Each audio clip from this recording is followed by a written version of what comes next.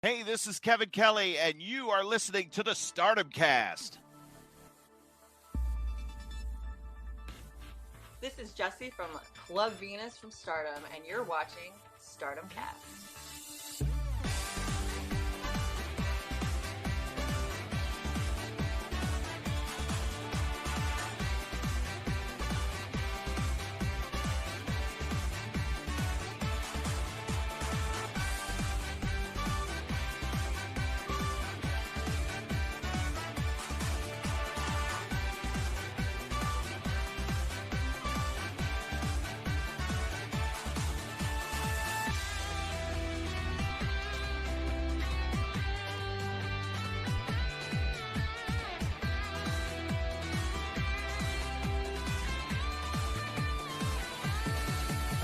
Hello guys and welcome to the Stardom Cast, your weekly audio source of all things World Wondering Stardom. I'm your host, Rob Good, and I'm joined as ever by Mr. Matt Turner. Matt Turner, it's the lead up to Christmas. We've got a full card for Dream Queendom. It is a happy, happy time.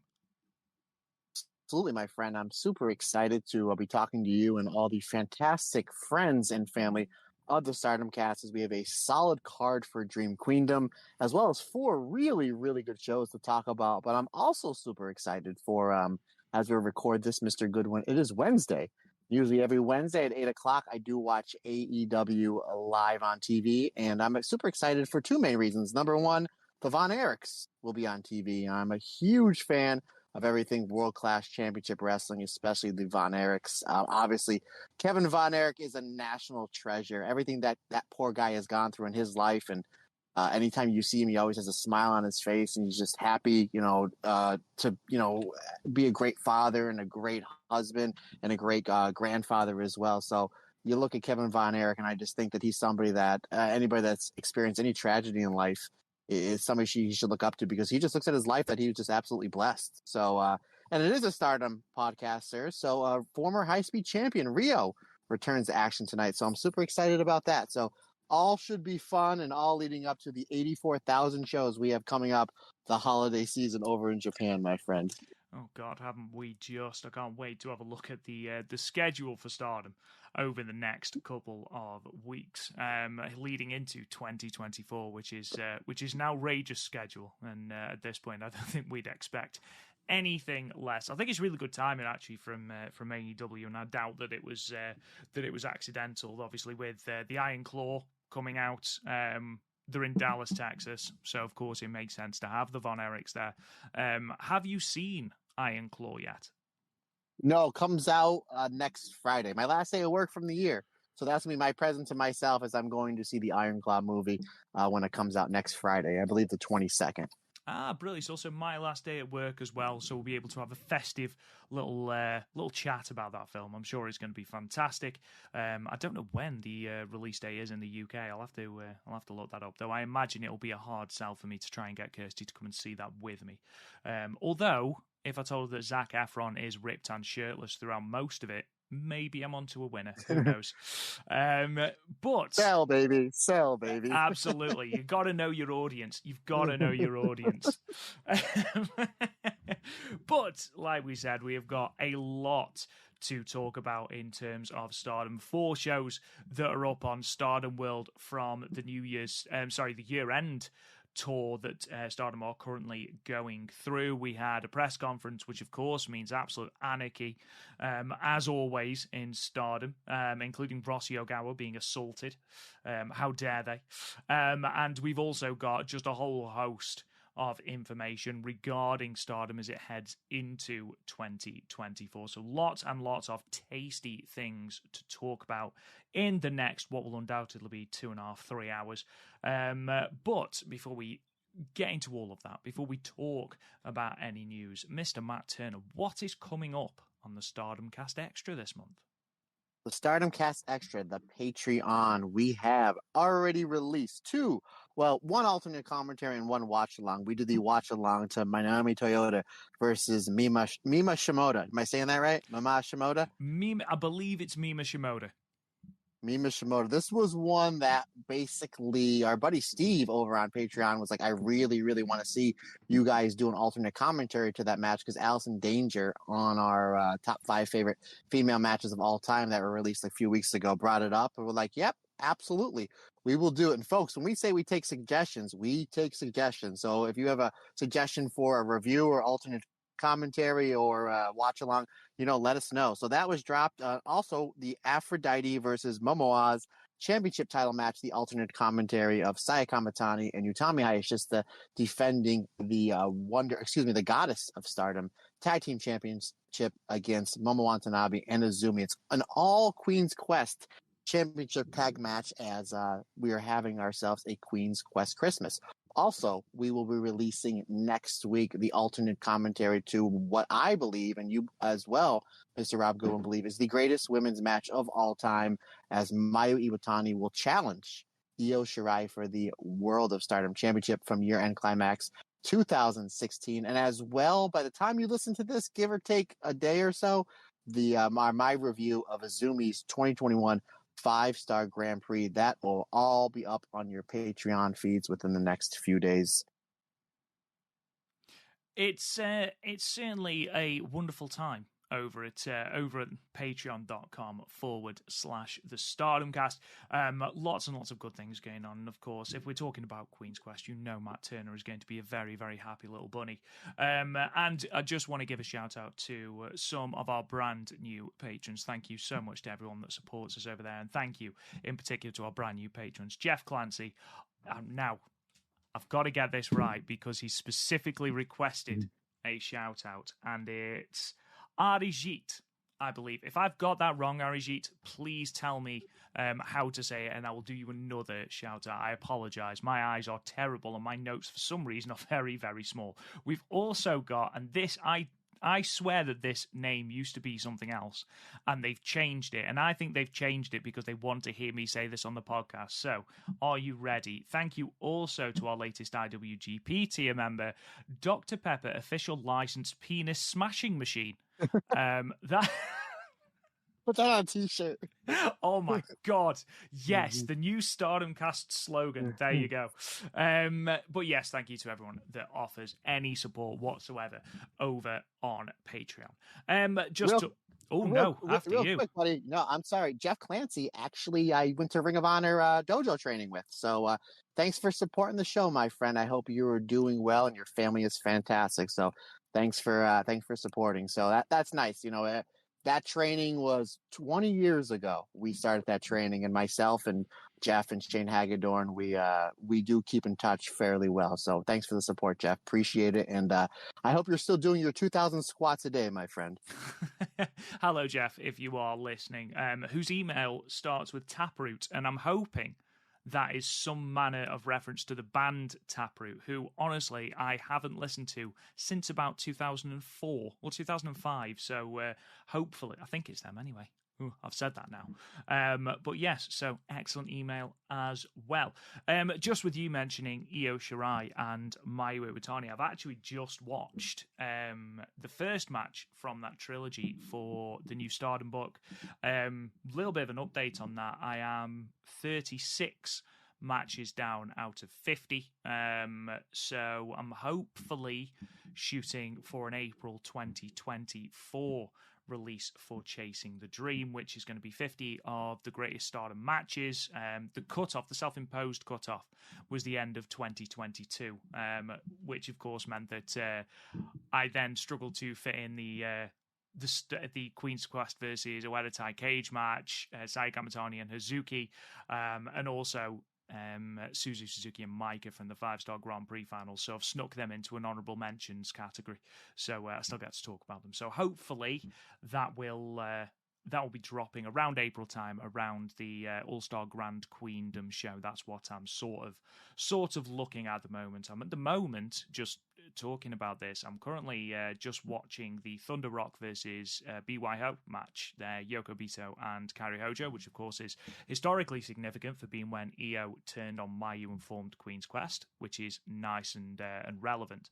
But on that card from the 11th of November, and thank you to our Discord, by the way, for instantly sorting me out with a link to that match when I couldn't find it. Honestly, you guys are at times scarily quick with these links. But also on that show is JK Green versus Thunder Rock, which is the semi-main event of that show.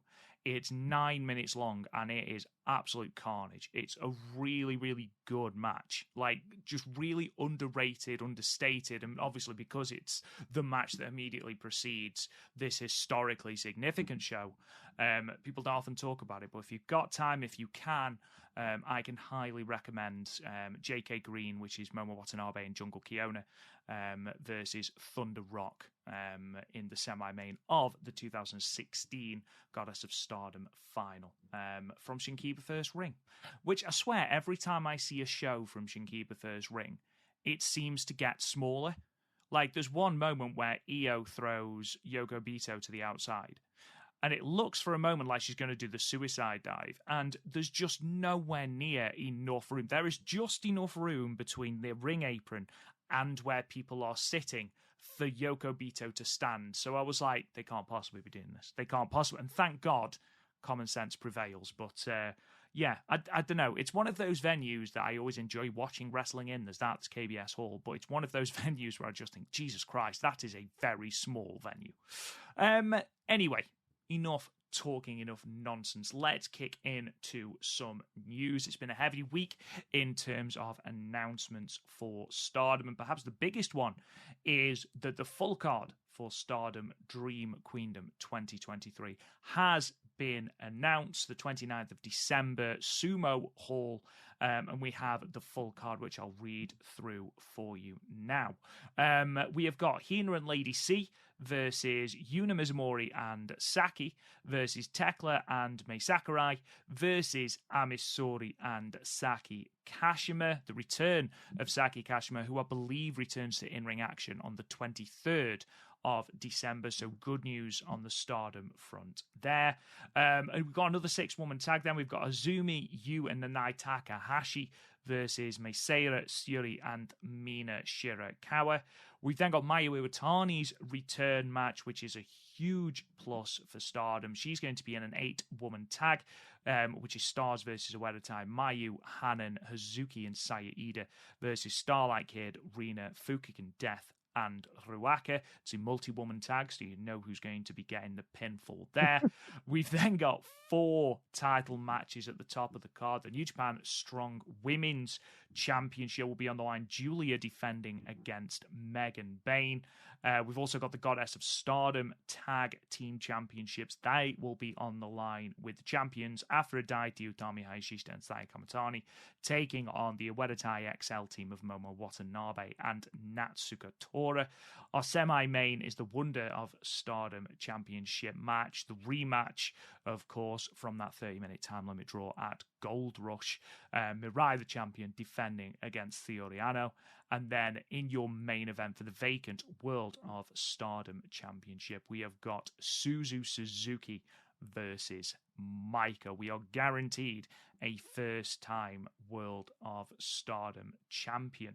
A good card, a solid card, Matt. When you are comparing it to other Dream Queendoms, how do you think it stacks up? I think it stacks up pretty well. It stacks up pretty well because basically you have 3 undercard matches and then 4 championship matches, which I'm assuming will go back to back to back to back. And it looks like, I'm assuming the rest of the roster that's not on this show is going to be on a pre-show Rumble. Or that's what I'm hoping, at least. The reason why I say that is you only have 7 matches on the main card, and I think it's going to give those 4 championship matches time to tell their story. So you'll have a really good, solid undercard. Obviously, we have the return of Double Saki. Obviously, I'm a huge fan of Saki from Colors. That'll be a fun little women's 4-way. I think that 6-person tag match with Azumi and 7-Up versus Shiri, Mina, and Meisera is going to be absolutely bonkers. Because we all know, obviously, Azumi and Meisera have really good chemistry. Shiri and Azumi have very, very underrated chemistry to the point where I don't think it's talked about enough. And Mina Shirakawa, you know, is going to throw down with both you and not you. Well, I don't mean you, Rob Goodwin. I mean, not unless you want to, but with you and Nanai Takahashi. But I think the whole purpose of this card is to give those 4 title matches time to tell their story. Like, I don't want to see an 11, 12-minute tag title match. Let them go 15, 16, 17, 18 minutes. We saw Megan Bate and Julia go 15 minutes to a 15-minute time limit. Obviously, if it's for the Strong Championship as a 60-minute time limit, it's not going to go that long, but you're going to get probably 14, 15, 16 minutes for them to tell their story. I don't think Mirai and Saoriano is going to go to the 30-minute time limit. I think the kind of one negative thing that most people had to say about that match is, maybe went a little bit too long. It didn't need the 30-minute time limit. I figured this is what they were going to do. It's an instant classic. We're going to run it back. If you shave off 5 or 6 minutes, you still have a 24, 25, 26-minute match that's going to be absolute bonkers, and it's going to be great. And then that main event. I mean, boy, howdy. Great thing about the main, I kind of have an idea where those 3 title matches are going to go. Obviously, this is in our review of the show, but the Wonder, the Strong, and the tag title, the Goddess, I have an idea who's going to win. I have no idea who's going to win this main event, and I hope they keep it that way. It really looked like it was going to be Suzu. Like, that's because, pardon me, that's kind of where they want to go for the beginning of 2024, is they want to strap the rocket to Suzu, and I completely understand.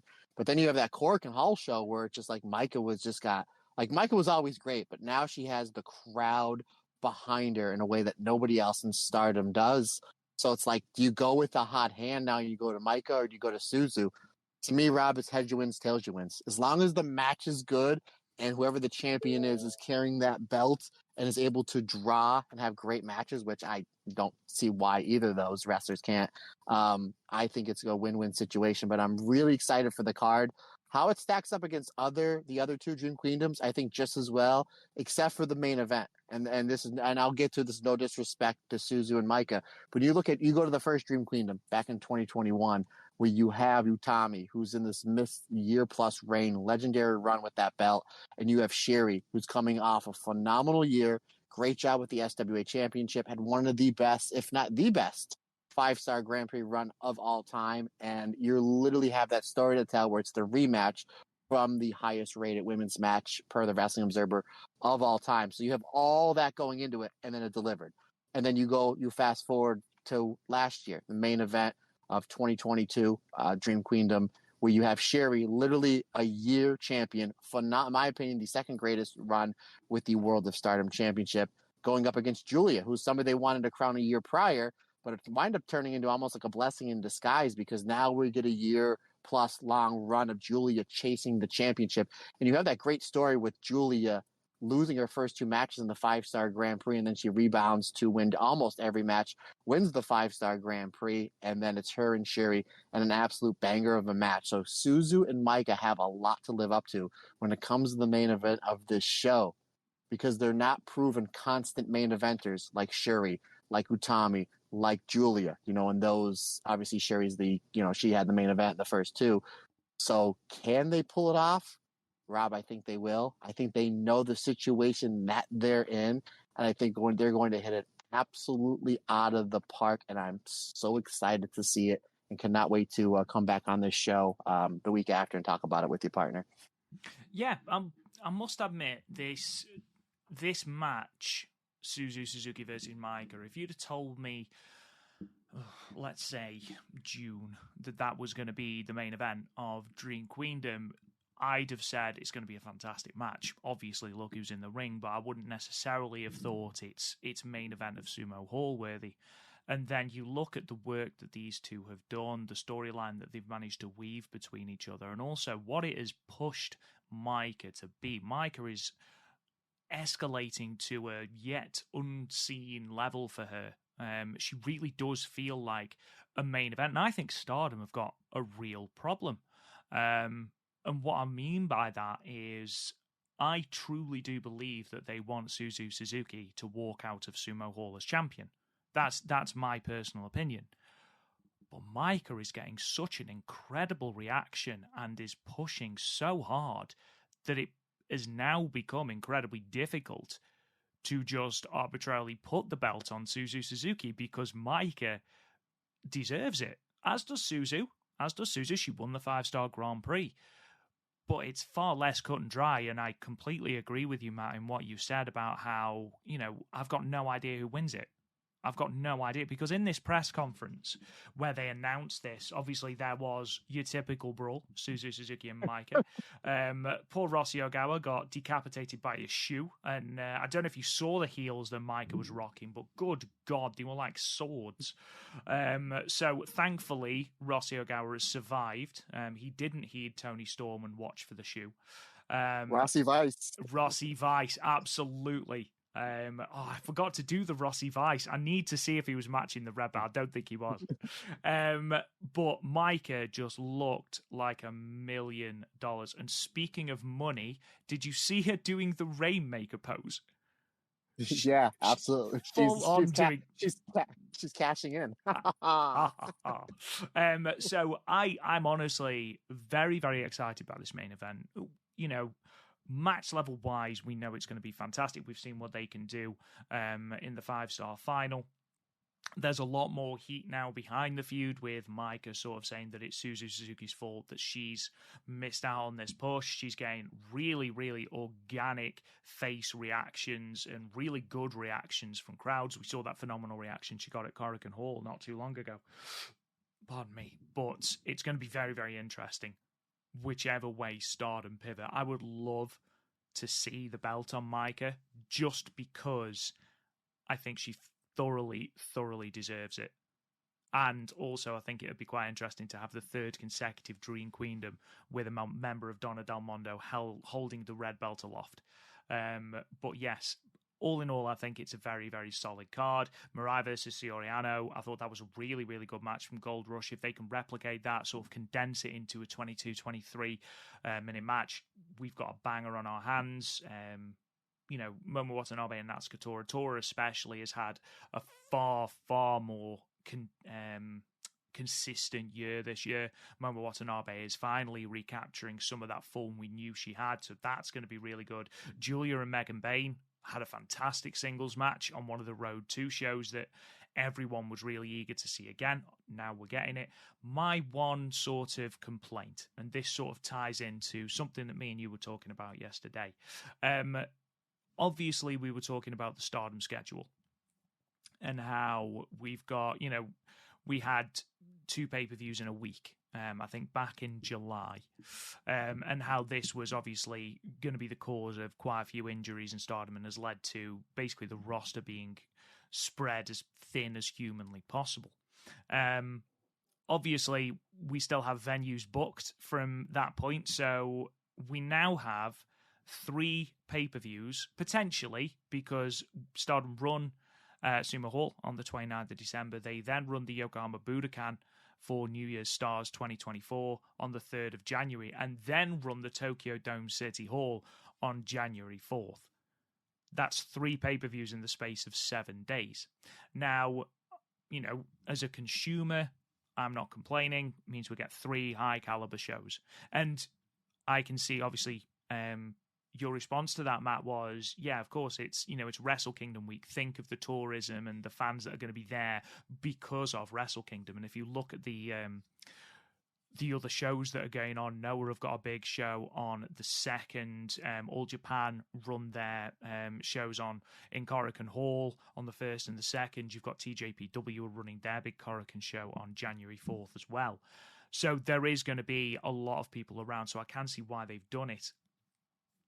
The one thing that I can see, however, is during the press conference, we seem to be building towards Starlight and Mayu Iwatani for the IWGP Women's Championship. At least that's where I thought we were going anyway, which presumably they are having to hold back on so that they have got matches set up for the next 2 pay-per-views. And what I was going to ask was, Matt, because we've got no high-speed tile defense either, and it looked, I don't know if it's set in stone, but it looked like we were going to get Mei Seira versus Hanan.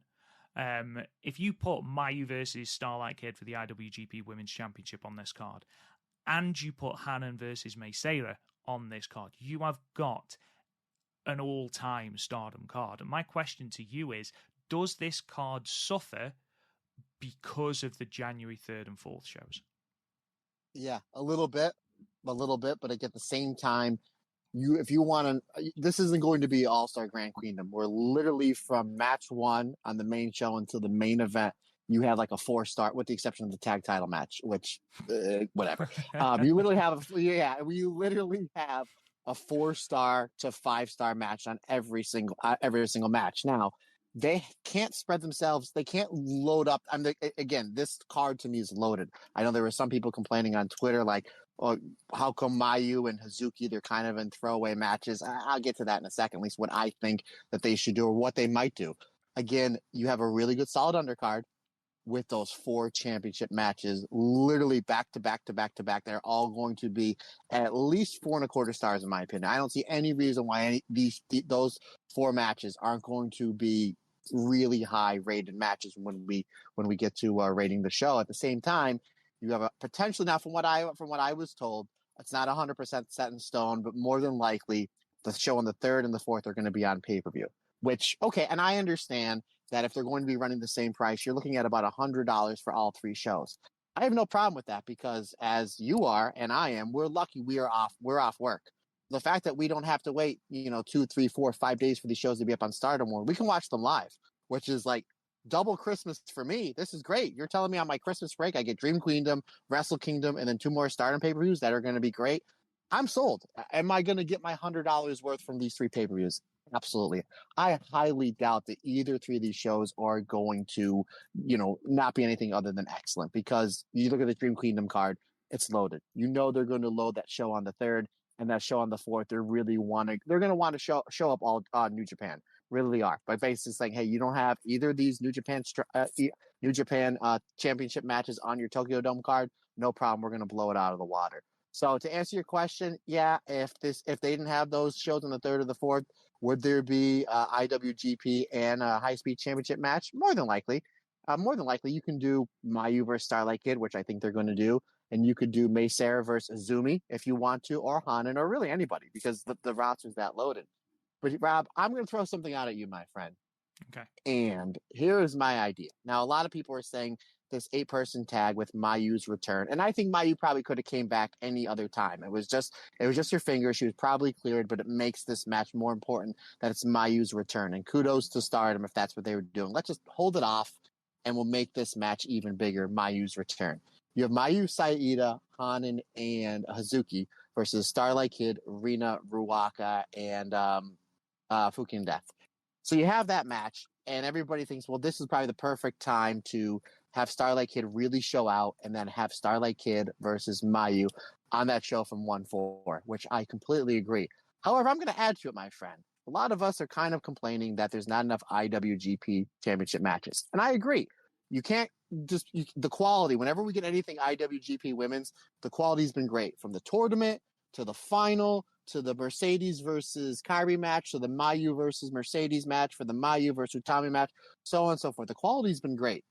I think if you're going to set this match up, what you do is you have Starlight Kid just look like an absolute beast. You have her hit all of her big moves. You have her hit Mayu with something big, Hazuki with something big, Saya and Hanan. You just make Starlight Kid look like an absolute star. However, you have Hazuki get the pinfall with the Brainbuster on any other member that is not Starlight Kid in the match.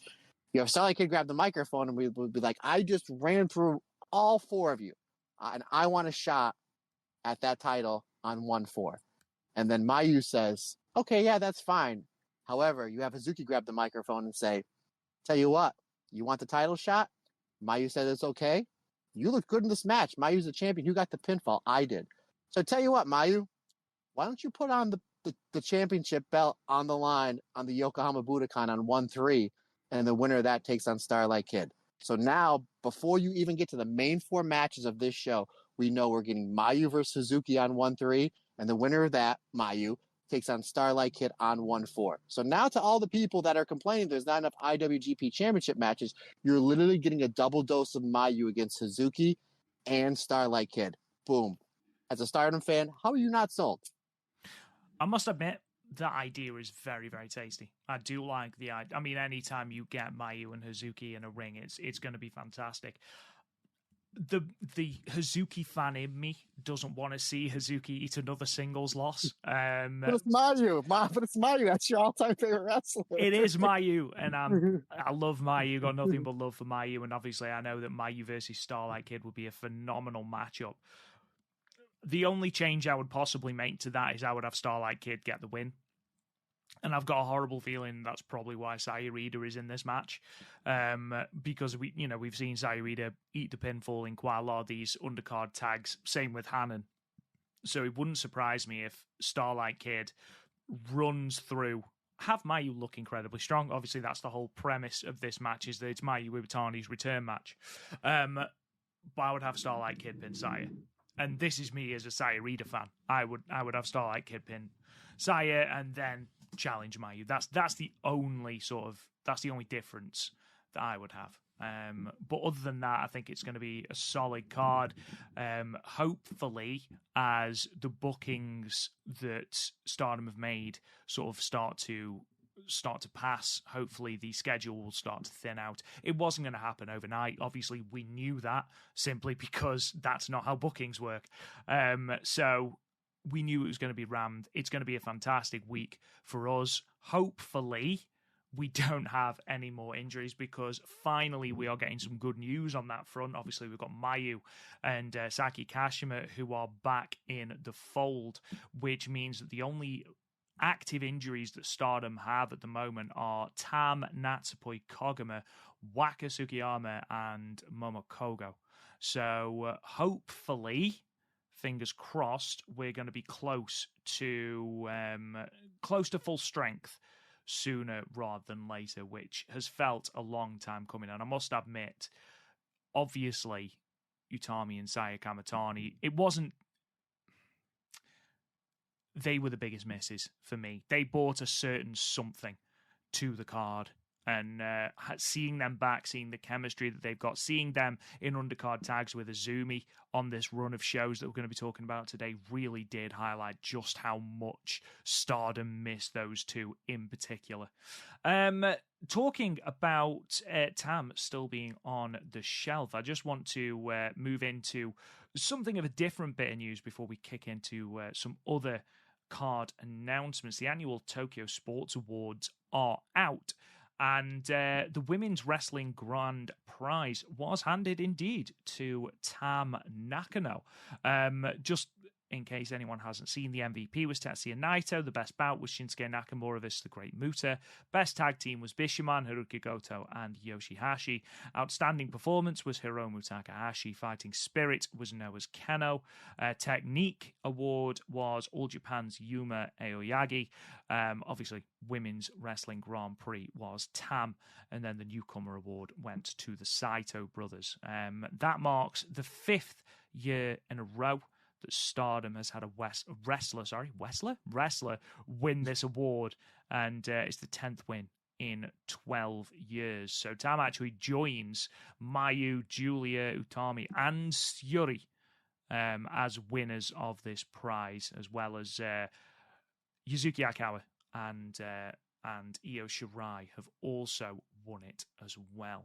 But the reason I bring this up as well, obviously great for Tam, really, really good for Tam, but she posted a video just after it was announced that she'd won, giving a very, very emotional sort of rundown of everything that happened, the fact that she is going to come back stronger because she wants to reward the fans that have been supporting her. And I think Me. Just specifically Matt Turner, whoever was translating it and putting the subtitles on really did miss a trick there.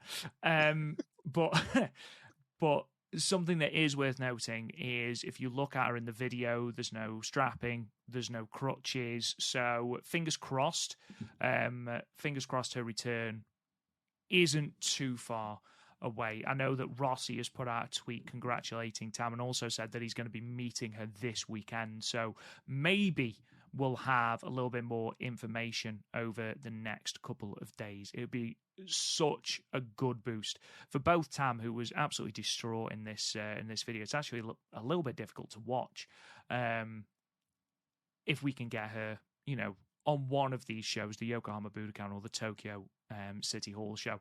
I know that is it's very, very optimistic, but even so, it's nice to see that Tam's run this year, even though obviously it's ended with her having to vacate the title. It's nice that it's been recognised, Matt. Yeah. Here's a question to you, sir. On these 3 big shows we have coming up at the end of the year, do you think she at least makes an appearance at one? I don't know. The reason I don't know is because she didn't make an appearance when she vacated the title, whereas Natsupoi did. And I think if she was going to make an appearance, then that would have been the time to make an appearance. Obviously, you know, it depends how this meeting with Rossi goes. If it goes well, then she might do some commentary. She might do sort of the preamble with the commentary team. Who knows? She may come out, you know, to do an address to the Sumo Hall crowd. I just hope for her sake that she is recovering well and she doesn't rush back. And hopefully the timing will be right for her to come back as well. And obviously, you know, it's not just Tam, it's Waka Tsukiyama as well, Natsupoi, Koguma, and Momo Kogo, who I didn't realise until I think it was Velkage mentioned it on our Discord, actually suffers with I'm just getting it up now because I can't actually remember what it was. Is it Graves' disease? I think it might be Graves' disease, which from what I've heard and the admittedly meagre research that I've done on it, it's quite a brutal illness, to be perfectly honest, and can be quite debilitating. So obviously she's been sort of wrestling against that, pun not intended.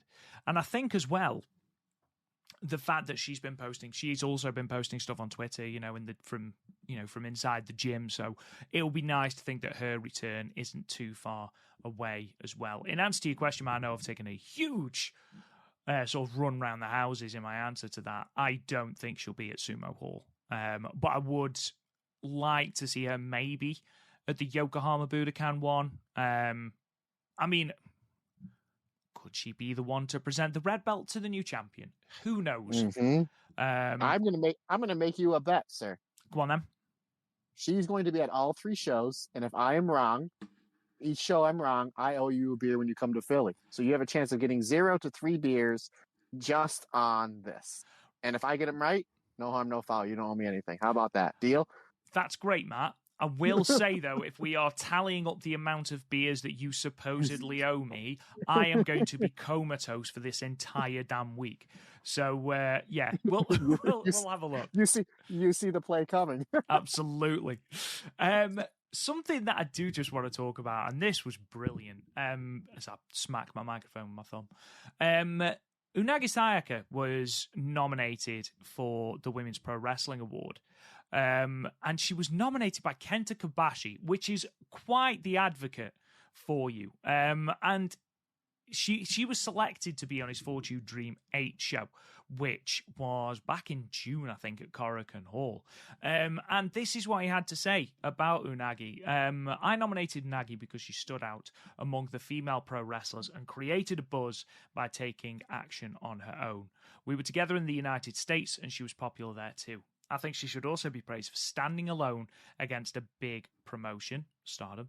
She didn't win it this time, but I hope she spreads her wings even further next year, and that is courtesy of HD Subs on Twitter. And actually, the more we think about it, Unagi's done incredibly well, considering when she left Stardom, it was very much a case of, oh, okay, well, what's she going to do now? And actually, she's not only on every possible show she can be, going on every single Japanese promotion she can be, going over to America and killing it over there in places like GCW. And now she's got her own produce show, which is going to be at Korakuen Hall on January the 7th, where she's on 3 of the matches on this card already. So we have Takumi Iroha versus Unagi Sayaka. We have Suwama, Mayukihi, and Mayumi Ozaki taking on Dark Tiger, Dark X, and Dark Unagi. We have Saki, Yuko Sakurai, and X, which I bet everything I own that is Unagi Sayaka, versus Risa Zera, Moki Natsumi, and Akane Fujita. And then at the moment scheduled for the main event is I love it. Unagi Sayaka and Konami taking on Masato Tanaka and Minoru Suzuki. Oh, yeah. Now, Former ECW heavyweight champion Masato Tanaka. absolutely. And Minoru Suzuki. So I'll be honest, that match alone has me sold. But yeah, I know we don't talk much about Unagi now because of obviously she's not a part of the Stardom roster. But I think it does need to be noted just how well she's done and just how well she's done sort of getting her own name out there and promoting herself since she left Stardom, Matt. Yeah, she went. I think we talked about this a couple months ago that she's going betting it on herself. We figured kind of just the way that she left Stardom. It was, I think me and you were texting each other the morning of when they announced the tag league brackets for Goddess Stardom tag league back in 2022. I'm like, there's no Pink Kabuki. Me and you had, I think our prediction was they were going to win the tour and make the finals. I'm like, Unagi's not even on here. And then we found out a week or two later that she was leaving Stardom to kind of do her own thing. Like, I wonder, did she have enough cachet to do that? Was she she never won the white belt. She never, I don't think, even challenged for the red belt. Like, I wonder how she's going to do. Like, we'll keep our eye on it. And she's done nothing but absolutely hit it out of the park multiple times. And I love seeing people going, especially in the pro wrestling world, betting on themselves, doing what they need to do in this way. And she can work everywhere. And she has. What she's done over here in America with GCW, and I believe she's worked for the Katsumi promotion as well. I think she's the champion there. And then, doing so many big shows for pretty much every Japanese promotion that she can, and she's getting her name value out there and is doing great for herself. And now she decides to put on a show, not only put on a show, basically kind of like her own Unagi promotion, but she's going to be several matches on that show, and then she's going to be in a tag match against Minoru Suzuki and Masato Tanaka. That is going to be awesome to watch. But good on Unagi, my friend. I tell you what, we might have to. She keeps doing what she's doing. We might have to extend the show to Unagi watch as well. At this rate, it's going to be Io, Kyrie, and Unagi watch, isn't it? Moving on then, obviously we had the announcement of the Dream Queendom card. We also had the announcement of two other cards coming at the end of December. Christmas Eve, we'll see Stardom run its traditional year-end climax show inside Korakuen Hall. The full card is as follows. Meisera versus Yuzuki, Hanan versus Hanako, Mina Shirakawa versus Saki Kashima versus Yuna Mizumori. Mai Sakurai and Tekla versus Suzuki and Saida, Shiori Yanami versus Nanai Takahashi and Yu. We've also got a 10-woman elimination tag, which we talked about a couple of weeks ago. Utami Hayashi, Sai Kamatani, Azumi Hina, and Miyu Masaki and Lady C. It's 12 women. I said 10 last time, and it's 12. Versus the Ueda Zai team of Natsukatora, Momo Watanabe, Starlight Kid, Ruaka, Rina, and Fukigen Death. And then what looks to be your main event is a Dream Queendom prelude match. Julia, Micah, and Mirai versus Suzu Suzuki, Megan Bain, and Sayori Ano, which that main event looks really, really good, Matt.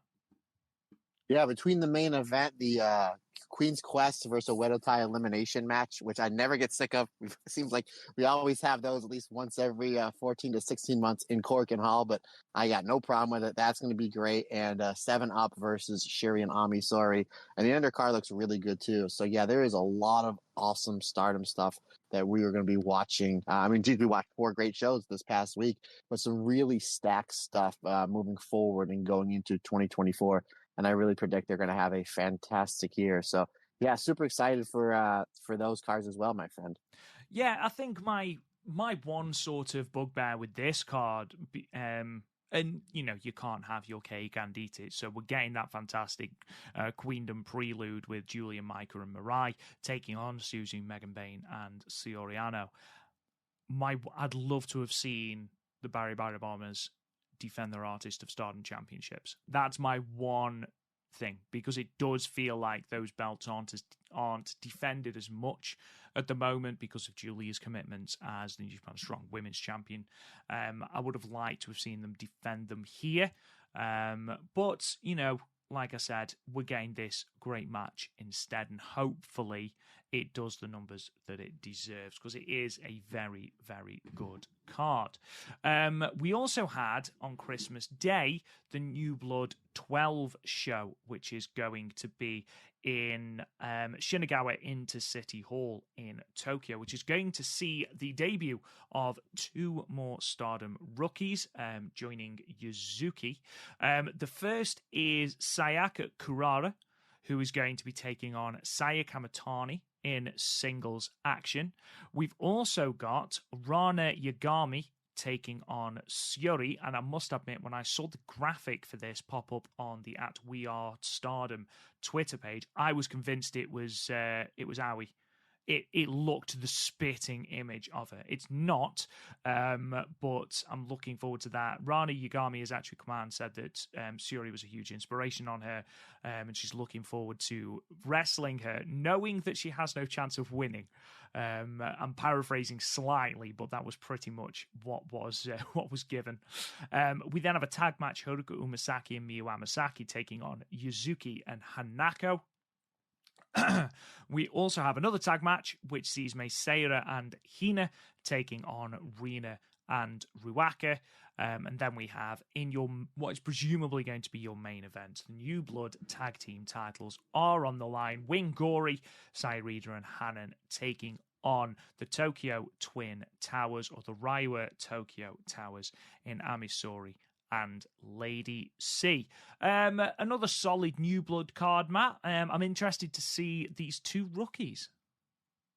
Yeah, geez, you're really putting them right into the fire. We thought Yuzuki was bad with Momo Watanabe. Now you have these 2 ladies going up against one of the greatest World of Stardom champions of all time, and in my opinion, the greatest wonder of Stardom champion of all time. But I guess iron sharpens iron. You're only going to get better by working the best, and they're literally working 2 of the best, not just women's wrestlers of the world, 2 of the best wrestlers, period, in the world, in Saya Kamatani and Shuri. So, yeah, that's going to be interesting. We have, obviously we have this crazy loaded roster in Stardom, and now you're putting 2 more rookies in there. I mean, that's hey, you graduate Stardom Dojo, this is your reward. So, and I know Stardom does not train those ladies lightly. I mean, we've seen really great prospects come out of there over the past few years, with Tanako. Aya Sakura obviously is still injured, but I was always a huge fan of hers. Yuzuki it's just amazing. And obviously we'll talk about more of her on these 4 shows, but she's fantastic how well she's doing. And now we're going to have 2 new rookies. So it's going to be interesting. And again, what are they going to look like in a year from now?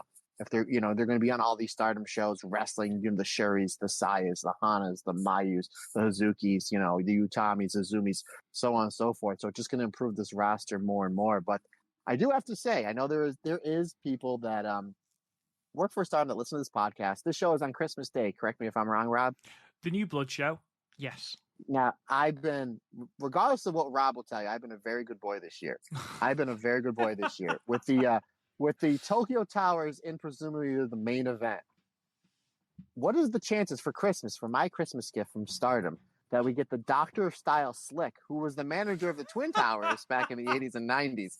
Can we get Slick to manage Ami Sourei and Lady C Stardom? You think we could pull those strings? The only thing I want in addition to that is for Lady C to start doing the Akeem dance.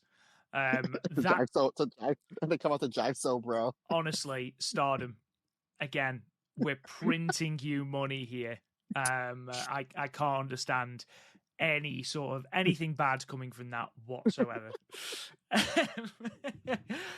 Final bit of news then, and then we'll kick in to some of these show reviews.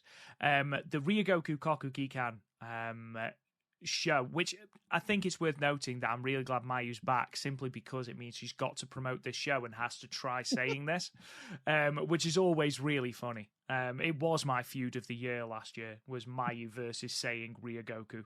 But the tickets are selling out. So currently, the 30,000 and 15,000 yen tickets are all sold out, Arena S and Arena A. The front row of squared seats is out as well. Those are the 20,000 yen seats. The standard front row seats are also sold out. They were 10,000 yen. Both sets of women's only seats, Arena A and Stand A, are sold out, as are the under 25 seats as well. The family seats are sold out as well. So lots of different areas are sold out. We have got 1, 2, 3, 4. We've got 4 sections that are still to be sold out, and of course there will be walk-ups on the day as well. So it's worth. I'm interested to see where we go with this. Now, what I'd like to know, Matt, I would like to know, so I'm just going to get the attendances for the last 2 Dream Queendoms up. Now, ordinarily, I would have these on my notes, and I'd be a good little researcher, but I haven't, so I'm now typing them up. So, I believe Dream Queendom 2022 drew about 2,000. No, I'm talking nonsense. So Dream Queendom 2022, which of course was Julia and Suri, drew 3,869 people. Okay, so just under 4,000 people. Dream Queendom 2021 drew 3,039. Now, if you were a betting man, where do you think Dream Queendom 2023 sits in relation to those 2 cards? Now, Rob, while you're doing your research, what is Sumo Hall sellout? It's like 5,500, give or take.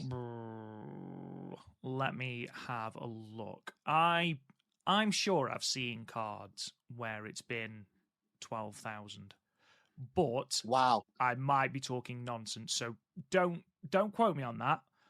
The reason why is because we have, and again, I don't know there could be a section that's 100 people.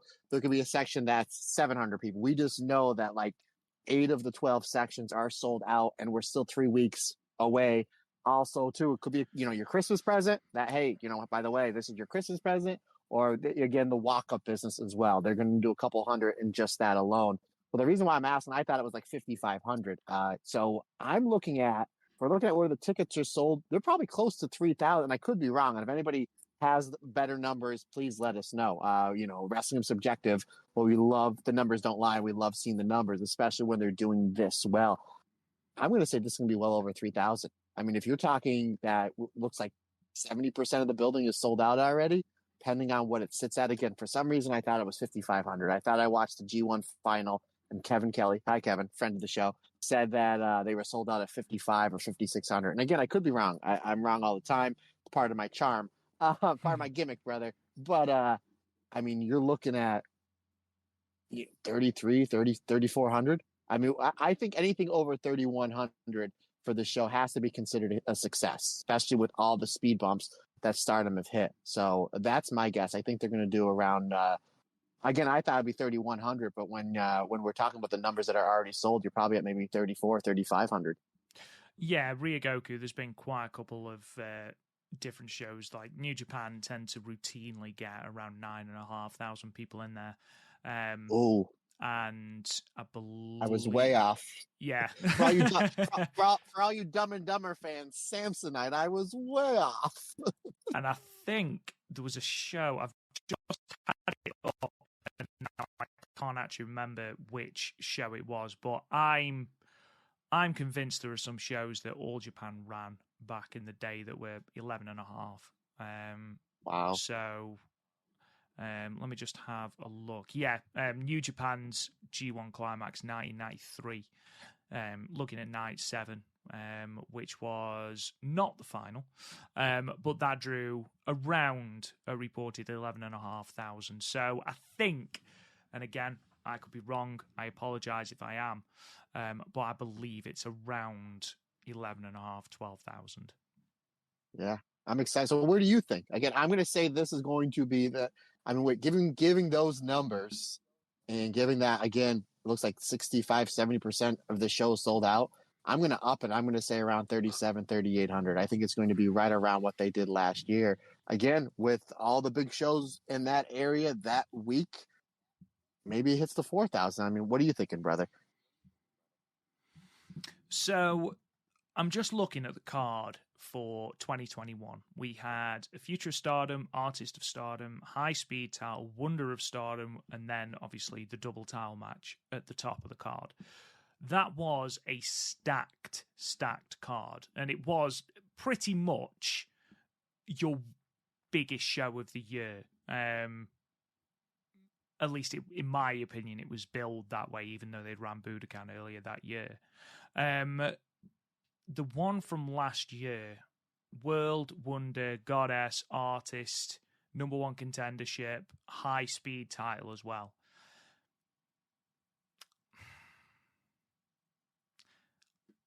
I think if it gets below 2,750, Stardom will be incredibly disappointed. Incredibly disappointed. Now, obviously, I've read out those bits that are sold out, and there's 1, 2, 3, 4, 5, 6, 7, 8 sections that are sold out. They may be the smallest sections. I don't know. I don't know the layout of Sumo Hall. Obviously, we've seen a slight slip in Stardom attendances. I think the Dream Queendom card is a solid card and one that I think is going to surprise a lot of people. I don't think it touches last year's attendance. I would be very, very, obviously never say never, it's pro wrestling, but I would be very surprised if they get 3,800 people inside Sumo Hall with this card. Ideally, if they can get 3,000 there or thereabouts, I think they'll consider that a win, personally. But I might just be being negative. I don't know. What do you guys think? Let us know in the comments and on social media. Or if you're listening to this on the Stardom Cast Extra, let us know in the comments. But yeah, I'd be surprised if they're touching 4,000. Pleasantly surprised, don't get me wrong. Right, Matt, shall we start talking about some of these shows that Stardom seemed to put on in a huge glut around the end of last week, which is good. We had 4 shows put up in literally no time at all. We had shows from the 3rd, the 5th, the 6th, and the 7th of December as Stardom goes on its year-end tour. So we'll start with the show from the 3rd, which was from Wakayama, the Norwich Arena in Wakayama, in front of 202 people. The card is as follows. It's worth noting that on our YouTube channel, which you can find, the Stardom Cast, someone did note that we've been saying Mai Sakurai's name wrong the entire time. It's actually Mai, apparently. Now, I will endeavour to say it properly, but I know for a fact that I've already called her Mai Sakurai at least twice on this podcast. So, according to the way that Japanese vowels are pronounced, the A is R and the I is E sound. So, it should be Mai, I believe. Okay? Now, feel free to correct me in the comments or direct all negative feedback to @MattTurnerOS. Yeah, the card. if you're going to do an enunciation, guys, just do us a favor. And first of all, thank you. That's awesome. You know, we're all here to get better. Absolutely. Yeah, we are here to get better, and thank you so much for that. If you can do an audio clip, that would be great. That would be great. This was on YouTube, so I understand that it is a bit more difficult, but thank you. And I forgot to note your name down, but thank you so much if you're listening. So, singles match, Mai Sakurai defeated Yuzuki in 8 minutes and 9 seconds with her Shining Buster. Singles match saw Mina Shirakawa defeat Hanako with the implant DDT in 8 minutes and 44 seconds. Momo Watanabe defeated a very, very spirited Yuna Mizumori in 8 minutes and 10 seconds with the B-Driver. 6-woman tag team action followed. Then Donna Del Mondo team of Julia, Micah, and Tekla defeated the Ueda Tai team of Natsukatora, Ruaka, and Starlight Kid. Micah pinning Ruaka with the Michinoku driver 2 in 8 minutes and 13 seconds. We then had Crazy Star, Mei Seira and Suzuki, and Megan Bain defeating the Stars team of Hanan Hazuki and Saya Ida, with, of course, Saya Ida eating the pinfall, Megan Bain winning with the F5 in 10 minutes and 47 seconds. And then an 8-woman tag match main evented with the God's Eye team of Amisori, Mirai and Suri teaming with the Scandinavian Hurricane Alice Inc.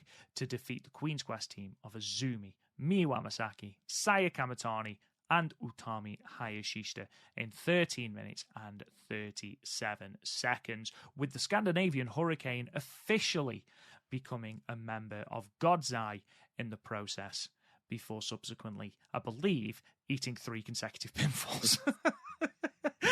Welcome to the that's a good recruit job. Welcome to the team. Absolutely. But in all seriousness, all 4 of these cards are really good. And I know that we are going to get to that Osaka one, with the attendance being the lowest recorded attendance in Stardom history. We are going to talk about that. But it is worth saying that the in-ring action, which for me has never been an issue for Stardom, the in-ring action for all of these cards was really, really good. And there's some surprising MVPs. I mean, for me, one of the big MVPs over this run of shows was Yuna Mizumori, who every single time I see her seems to improve, seems to garner even more support, and just seems to be an incredibly fiery babyface, really leaning into that sort of fighting spirit, which I absolutely love. Obviously, she's holding down Cosmic Angels in the absence of everybody else, but she's doing a fantastic job of it. I also think that Megan Bain has been getting steadily better throughout all of these shows, and I know it's going to be a completely different kettle of fish when she battles Julia, but she looks imperious at the moment, even though it was her eating the pinfall for the Goddess of Stardom tag titles at Nagoya Big Winter. I think she's looking really, really, really good. But Matt, what matches do people need to seek out on this card? I just want to mention Mina Shirakawa on all these shows, just in general. We talk all the time like Hazuki does not take a day off. Like, you're always going to get 110% of Hazuki on every show. Doesn't matter if it's a singles match. Doesn't matter if it's in front of 300 people or 3,000 people, 6-person tag. You're going to get that from Hazuki. Mina Shirakawa is in. Now, I'm not saying that the rest of the roster doesn't work hard. Every single wrestler really, really does. It just always seems like Hazuki's kind of always somewhat of the standout. Mina Shirakawa is in that same vein. We've seen it in this match with Hanako. We've seen it in the match. We'll talk about it in a little bit with Yuna Mizumori. And we talked about it on the Worst Stardom show of the year, that Halloween show, where she really did everything in her power to work hard and try to make something of that match against Zap and Dub Matsumoto. And I'm not making that a negative. I'm just saying that she goes out of her way to make sure people get their entertainment and their dollars worth from curtain to curtain. You know, she has that amazing presence and the dance and the music and everything. And she gets in the ring and she's just fantastic. And she always makes sure her opponent gets enough to make them look good. If she's in a tag match, whether it's Waka or whoever, that the partner gets enough in the match to look good. Like, Mina does a great job show in, show out of from curtain to curtain, making sure she gives 110%. And she did it with the match with Hanako here. I thought this is one of, if not Hanako's best singles matches. And I know she's a rookie, but I thought she was really, really good here. But we want to talk about matches, Rob. Let's talk about probably my favorite match of this entire 4 shows, Momo Watanabe versus Yuna Mizumori. Now, it's very rare for me to give a quote-unquote house show match 4 stars. Rob, this was 4 solid stars for me. These two went in lariats, kicks, hard-hitting, back and forth. And the fact that they got this done in just a shade over 8 minutes, I thought this was fantastic. I mean, Momo's another one that is going out there and she's giving the low, quote-unquote lower-tier card members really something to sink their teeth into. And this was great. And if they go to run this back on any show in 2024, I'm definitely going to be sitting up a little bit better and turning the volume up a little more, because, boy, I tell you what, those kicks, those forearms, those chops, and those lariats that they were throwing, they echoed in my house. And I absolutely loved it. I thought this was a phenomenal match, my friend. Yeah, I must admit, I mentioned in the intro that Momo Watanabe seems to be recapturing a little bit of that hard-hitting nature, that sort of badassery that made her so damn good as the leader of Queen's Quest before she sort of lost her way. And I think at the moment she seems to be dragging it out of other people, which is brilliant. Obviously, we saw her do it on the New Blood show with Yuzuki, and here you see it with Yuna Mizumori, who, again, seems to be the living embodiment of fighting spirit at the moment. For me, is probably... It's 1A and 1B between her and Mai Sakurai, who is the most improved wrestler on the entirety of the Stardom roster this year. I think Yuna Mizumori's transformation and the way she's wrestling, the way she's gone from, comedy pineapple to hard-hitting person who's able to go toe-to-toe with the likes of Momo Watanabe in a match with Megan Bayne later on in this run, I think is real credit to her and the work that she has put in. This is one of the best matches of this entire run. And I know that obviously Stardom runs a lot of shows. It's not easy for everyone to watch every single match on every single sort of quote-unquote house show. This is one I actively encourage you to seek out. Mina Shirakawa, it's funny you should mention Mina, Max. I was going to make a point of this later on, but since you've mentioned it, I might as well bring it out now. She won 4 consecutive matches on this run. She beat Hanako here. She beat Tekla on the 5th in Hiroshima. She then beat Yuna Mizumori in Takamatsu. And then she beat Ruaka in Osaka, which rhymes, and I'm so happy about that. Genius. So do not be surprised if they are low-key keeping Mina Shirakawa hot for one of those 2 pay-per-views on the 3rd and the 4th. Do not be surprised if she is the one that comes out and challenges Mirai or Saori Anou after Dream Queendom. Do not be surprised, because I think that might be where they're going, and that is why they're keeping her as hot as she is, because she's another one that has fallen foul. We've talked about Yuna Mizumori holding it down for Cosmic Angels. Mina Shirakawa is literally holding it down for Club Venus. There is nobody else. There was only her and Waka anyway, and then Waka's obviously gone out with, she was the hernia, wasn't she? The stomach hernia, which sounded brutal. So she's been holding it down for a long time, and I think because of that, she has sort of been lost in the shuffle, because she hasn't been able to go into tag matches because she's got no one to tag with. So she's sort of been first, second match for quite an extended period now. And I think just racking up these victories, having low-key really good matches, with the likes of Hanako, her match with Yuna Mizumori was also really, really good and worth checking out. Her match with Tekla, really, really good, worth checking out. They're just keeping her in the back of your mind. Do not be surprised if she is challenging in either Yokohama or Tokyo Dome City Hall. Am I out of my mind, Matt, or do you think that that's going to happen? I think that we know we're getting an IWGP Championship match on the 4th, right? That was announced. I think even though we have 2 banger red belts and a red belt and white belt matches on the 29th, I think we're going to get a red belt and or a white belt match on the 3rd or the 4th. Again, because you want to draw, in the Budokan, they always want to draw at least 1,500. And I know Tokyo Dome City Hall does about 3,000. So I think that's a great call, my friend. I think that you see Mina Shirakawa just stay absolutely hot here.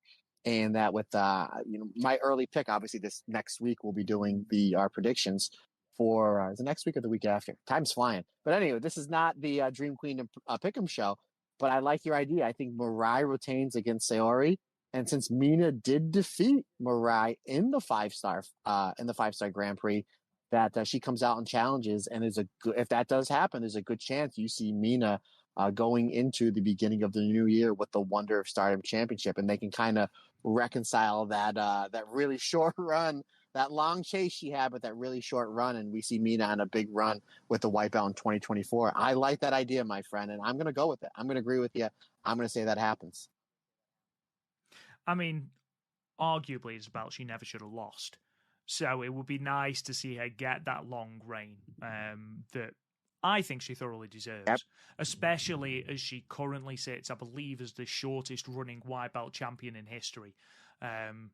She has already beaten Mirai. She's on a run. She can't really do anything else until Waka returns or until she can bring someone else into Club Venus. So, give her that Y belt, because if anything, and Mirai's run's been really good. She's had really good matches, especially her match with Momo Watanabe and especially her 30-minute time limit draw with Soriano.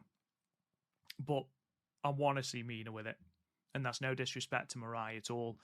I want to see Mina, to quote Cody Rhodes, finish her story. I'd love to see her go on an extended run, just tear through, have great matches with the likes of Starlight Kid, with the likes of Momo, with the likes of, I don't know, Amisori, I think would be a great match. The likes of Hanan.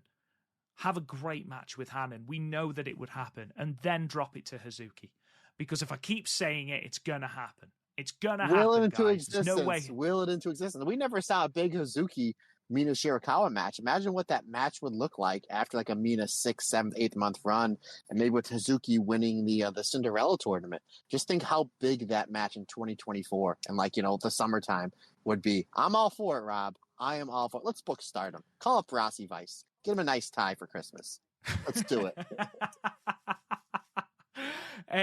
Yeah, a really, really solid show, and definitely one worth checking out, and especially those two matches that we've already talked about, Mina and Hanako, and Momo Watanabe and Yuna Mizumori. Everything else is solid. There's nothing bad on these cards, but those two are the standout for me, certainly. Matt, is there anything else you want to talk about before we move on to the 5th in Hiroshima? No, just real quick, the co-main event and the semi-main event were really good, with the Stars team of Hazuki Hana and Saida versus Mei Sarah, Suzu, and Megan Bain. Obviously, they're teasing some Hanan versus Mei interactions in a lot of these shows, so maybe we get a high-speed championship match there.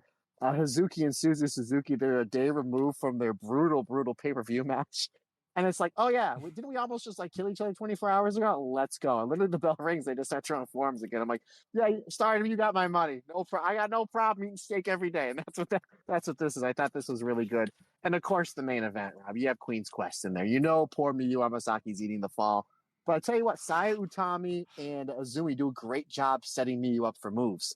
Miyu will be taking heat, and then you'd see an Aphrodite double team for real quick, and then Miyu would hit the handspring elbow. And then Azumi would come in with a high head kick after Miyu's getting her butt kicked. And then you see Miyu coming in with the big DDT that she does. So I thought it was really cool who Miyu is, the junior of this team, but she'd be getting her butt kicked, and then you would just see one of the elder people from Queen's Quest, the best working faction of all of wrestling, come in and save Miyu. Obviously, anytime you get anything with Shuri and Utami, and I'm all for Mirai and Sayaka Matani, flashbacks to their phenomenal Wonder of Stardom Championship match back in 2022. Ultimately, I thought it was a great job building up Alice Inc. in this match, and then she joins God's Eye, which is the perfect fit for her. Obviously, she is a legit shoot-style wrestler. When you have hard hitters like Shuri, Mirai, Amisori, and of course Saki Kashima in that faction, it's the perfect fit for her. And it's great that she joined God's Eye, and even better, for me, a fan of her work, that means she's going to be staying in Stardom for at least the next handful of months, which I'm thoroughly excited for.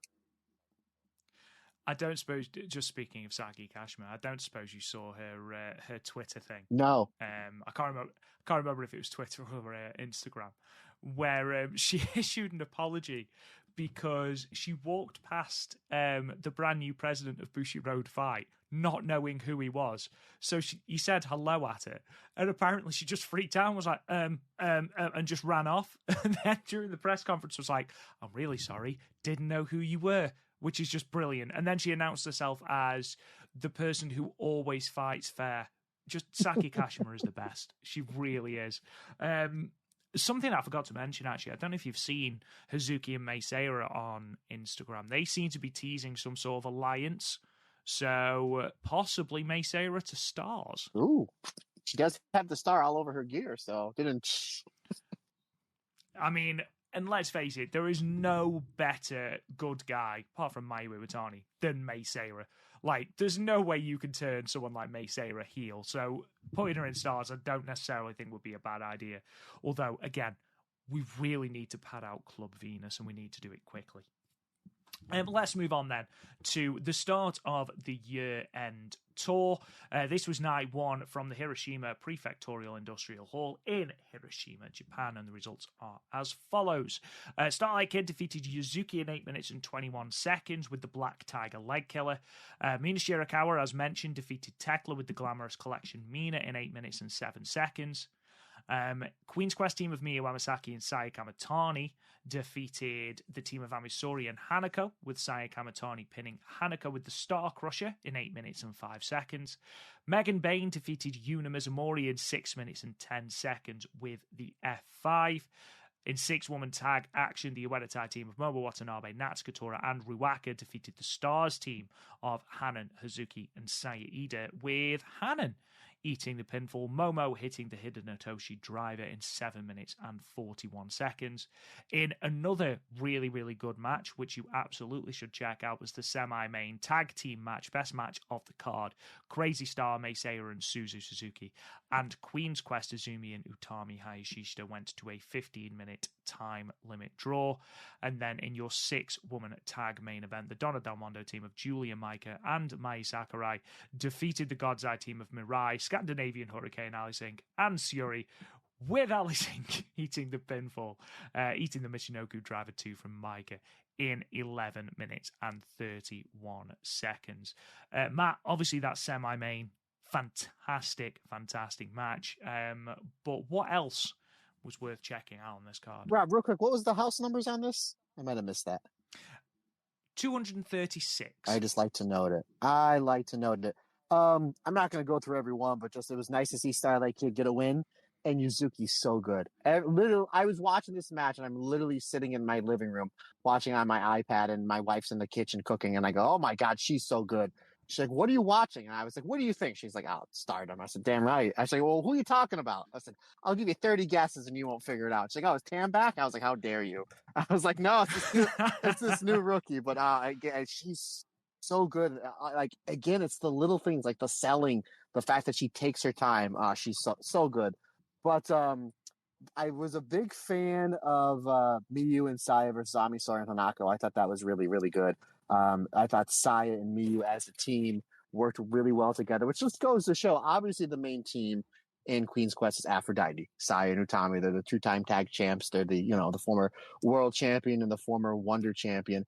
But when they split them up into these random tag teams, they still work so good together. And I do just want to point out that after the match was over, you can just tell how excited Saya Kamatani is to be back, because like you couldn't take the smile off her face for anything. Like they raise their hands, she hugs Miyu, and then she picks Miyu up and like twirls her around. Like she's just so excited to be back. And I like the fact that Miyu is teaming up with, one of the big three. Obviously she's part of O2 line with Azumi. I think we're all in agreement that's when she does her best work, is when she's in O2 line with Azumi. But I mentioned it a few minutes ago with the 8-person tag with Utami, Sai, and Azumi coming in and setting Miyu up for moves. This is great here, and I think this is the best way to have Miyu, who's already improved leaps and bounds over the last 6 months, is to keep improving, is to be putting her in tag matches, especially 2-on-2 tag matches where she's teaming with Utami, Azumi, or Saya. So I thought that was really, really good booking. But my friend, let's get. I mentioned a little bit ago that I was. That my favorite match of these 4 shows was Yuna versus Momo Watanabe. As I'm looking at my notes, it wasn't. Let's talk about this semi-main event with Utami and Azumi versus Crazy Star, because this was we knew it was going to be good. This was fantastic. And if Suzu does capture the World of Stardom Championship, I would love to see a good 20-minute match or so with Suzu versus Utami for the World of Stardom Champion, because as great as everything was, the teamwork was great. The Azumi Meiseiya stuff was really good for me. My money was on the interactions between Utami and Suzu Suzuki. I couldn't agree more with you. Yes, we've seen Meiseiya and Azumi tear it up. We've seen them do it multiple times.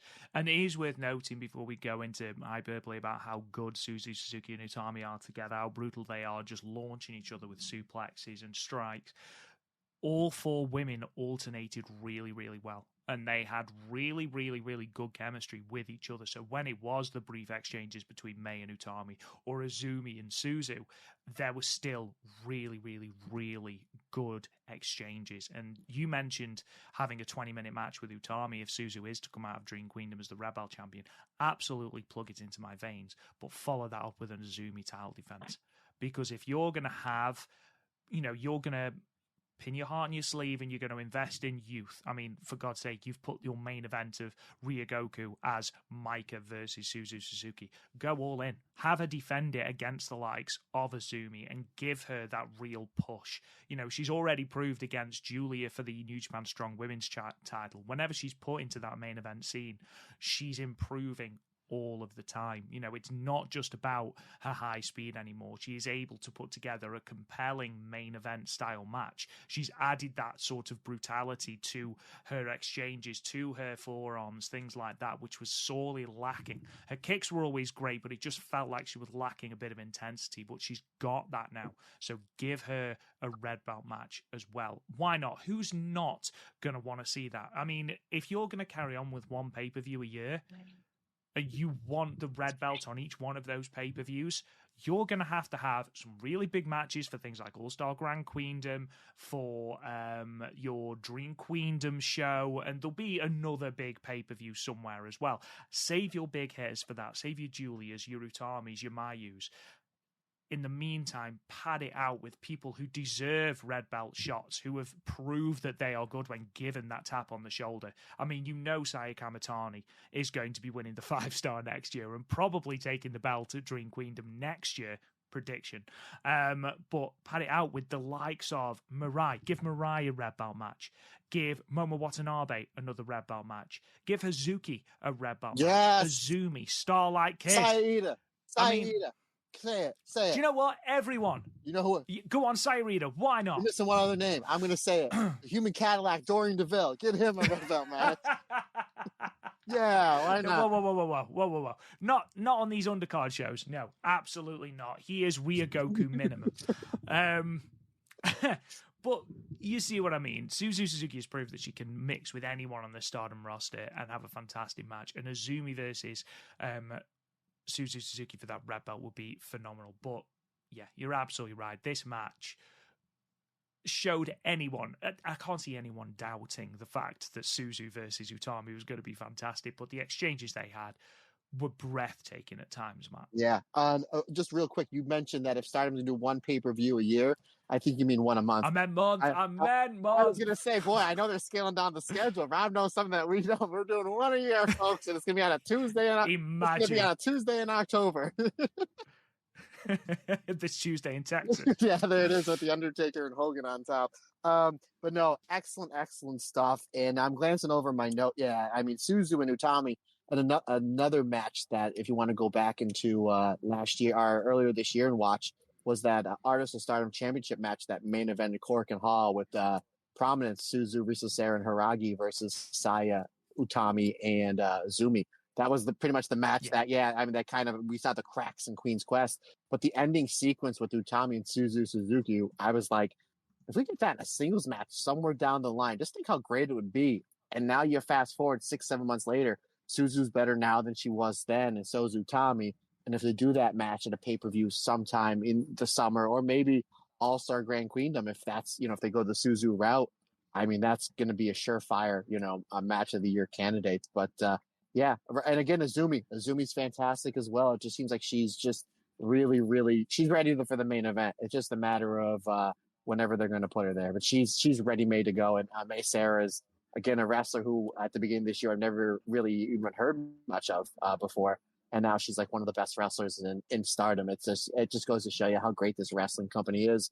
But real quick, Rob, I just want to make mention now, you did ask me what are the other matches on this card to watch. Definitely go and check out, if you have time, the 6-person tag match with Oedo Tai, Momo, Ruaka, and Tora versus the Stars team of Hana, Saida, and Hazuki. It's hard hitting. You have Momo and Hazuki in there, Saida as well. But the crux of the match, especially going towards the end, and it was perfectly put together, If you go and watch this match, the last 3 or 4 minutes, it really highlights Momo and Tora, not just individually, but as a tag team. And as they get that Goddess of Stardom Tag Team Championship match, whoever put this match together to highlight them at the end, I thought it's absolute genius. So kudos on whoever agent this match, or whether it was Momo that put together the finish, where it was like, hey, let's highlight us since we are going for the Goddess of Stardom Championships at the end of the month. I thought it was absolutely genius. But yeah, that is another match on this card. Definitely go out of your way to watch. Let's move on then to the third show in this block, which was night 2 of the year-end tour from the 6th of December. This was in Takamatsu in the Symbol Tower Exhibition Hall, a sellout crowd of 317 people. We open with a singles match. Mai Sakurai defeated Yuzuki in 5 minutes and 35 seconds with that shining buster. Mina Shirakawa continued her fantastic run, defeating Yuna Mizumori in 7 minutes and 29 seconds with the implant DDT. 6-woman tag match. This was a surprise to me. God's Eye, Amisori, the Scandinavian Hurricane Alice Inc., and Syuri defeated the Stars team of Hanan, Hazuki, and Saida, with Amisori pinning Hanan with the Blue Thunderbomb in 9 minutes and 1 second. A tag match then, Divine Kingdom, Micah and Megan Bain defeated Hanako and Mirai, with Micah getting the pinfall over Hanako with the Enka Atoshi in 8 minutes and 25 seconds. Crazy Star in the semi-main, again in what was quite possibly, again, match of the show. Meisei and Suzu Suzuki defeating Mafia Bella, Julia, and Tekla. Suzu Suzuki pinning Tekla with the Grand Maestro, the Tequila, in 9 minutes and 17 seconds. And then in your main event, an 8-woman tag, Queen's Quest team of Azumi, Miyu Mamasaki, Sayaka Mitani, and Utami defeating the Ueda Tai team of Momo Watanabe, Natsu Katora Ruaka, and Starlight Kid in 13 minutes and 59 seconds. Sayaka Mitani pinning Ruaka with the Frankensteiner. Matt, that match, the God's Eye versus Stars match, I must admit, of all the matches on all the cards that we're talking about, this one was the biggest surprise, especially as it was Amisori pinning Hanan. Yeah, it's weird because usually it's Saida eating these falls, but we've been noticing that Hanan, these multi-person tag matches, have been eating a lot of the falls. Now, it's one thing if it's like her and Mayu, or her and Hazuki, or her Mayu and Hazuki, where they obviously want to keep Hazuki and Mayu strong. But Saida, who we joke, and rightfully so, not just joke, I guess we joke to hide our pain, my friend. The poor Saida, because we love Saida on this show. It's usually Saida eating the falls, but it's Hanan eating the falls. And I understand, Sherry usually gets a lot of the wins here, obviously, because she's Sherry and head of God's Eye, one of the best wrestlers on this roster. And you could have even given the win to Alice Inc. We just put her in this faction, so why not give her a win? But I think they're heating Amisori back up. They did a great job really heating her up and building her up for a match with Micah in that tournament in Cork and Hall that we saw just a few weeks ago.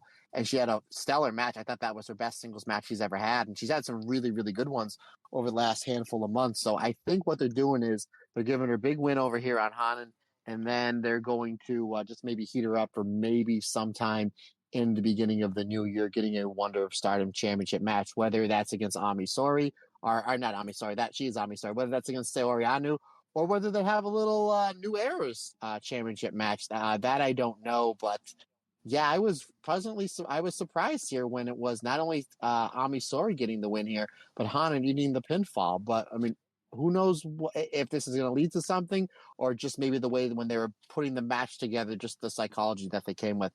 I don't know, but it's interesting to see, if Amisori is going to get a little bit of a push here. I think it'd be good if she did, to be perfectly honest. I think she's another one in the same conversation as Mai Sakurai and Yuna Mizumori, who's in line for the most improved. I think she's done tremendous work when she digivolved at All-Star Grand Queendom.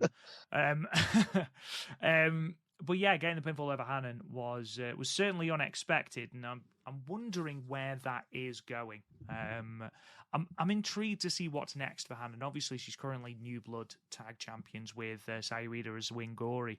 I'm intrigued to see where her singles career goes. I think she's too big now for the future division. I think everyone can see that. And now it's a case of, does she go high speed or does she get pushed to that white belt scene? I would like, and we've said this on this very podcast, that we'd love to see her in the white belt scene. Whether that does materialize or not, I don't know. I'd like to see her against May Sarah, though, because we've seen her in that high-speed style of match. Let's heat her up. Let's put her in there. As for Amisori, what's next for her? I mean, white belt, maybe. She's certainly in that white belt conversation, and as I talked about on the previous show, if you were to give Mina Shirakawa that run and have her hold it for a long time, Amisori is certainly one of those people that you can give the tap on the shoulder on one of those, quote unquote, lesser pay-per-views. Mina Shirakawa versus Amisori is going to be a great match. Amisori, again, you gave her the tap on the shoulder against Julia at Corrigan Hall.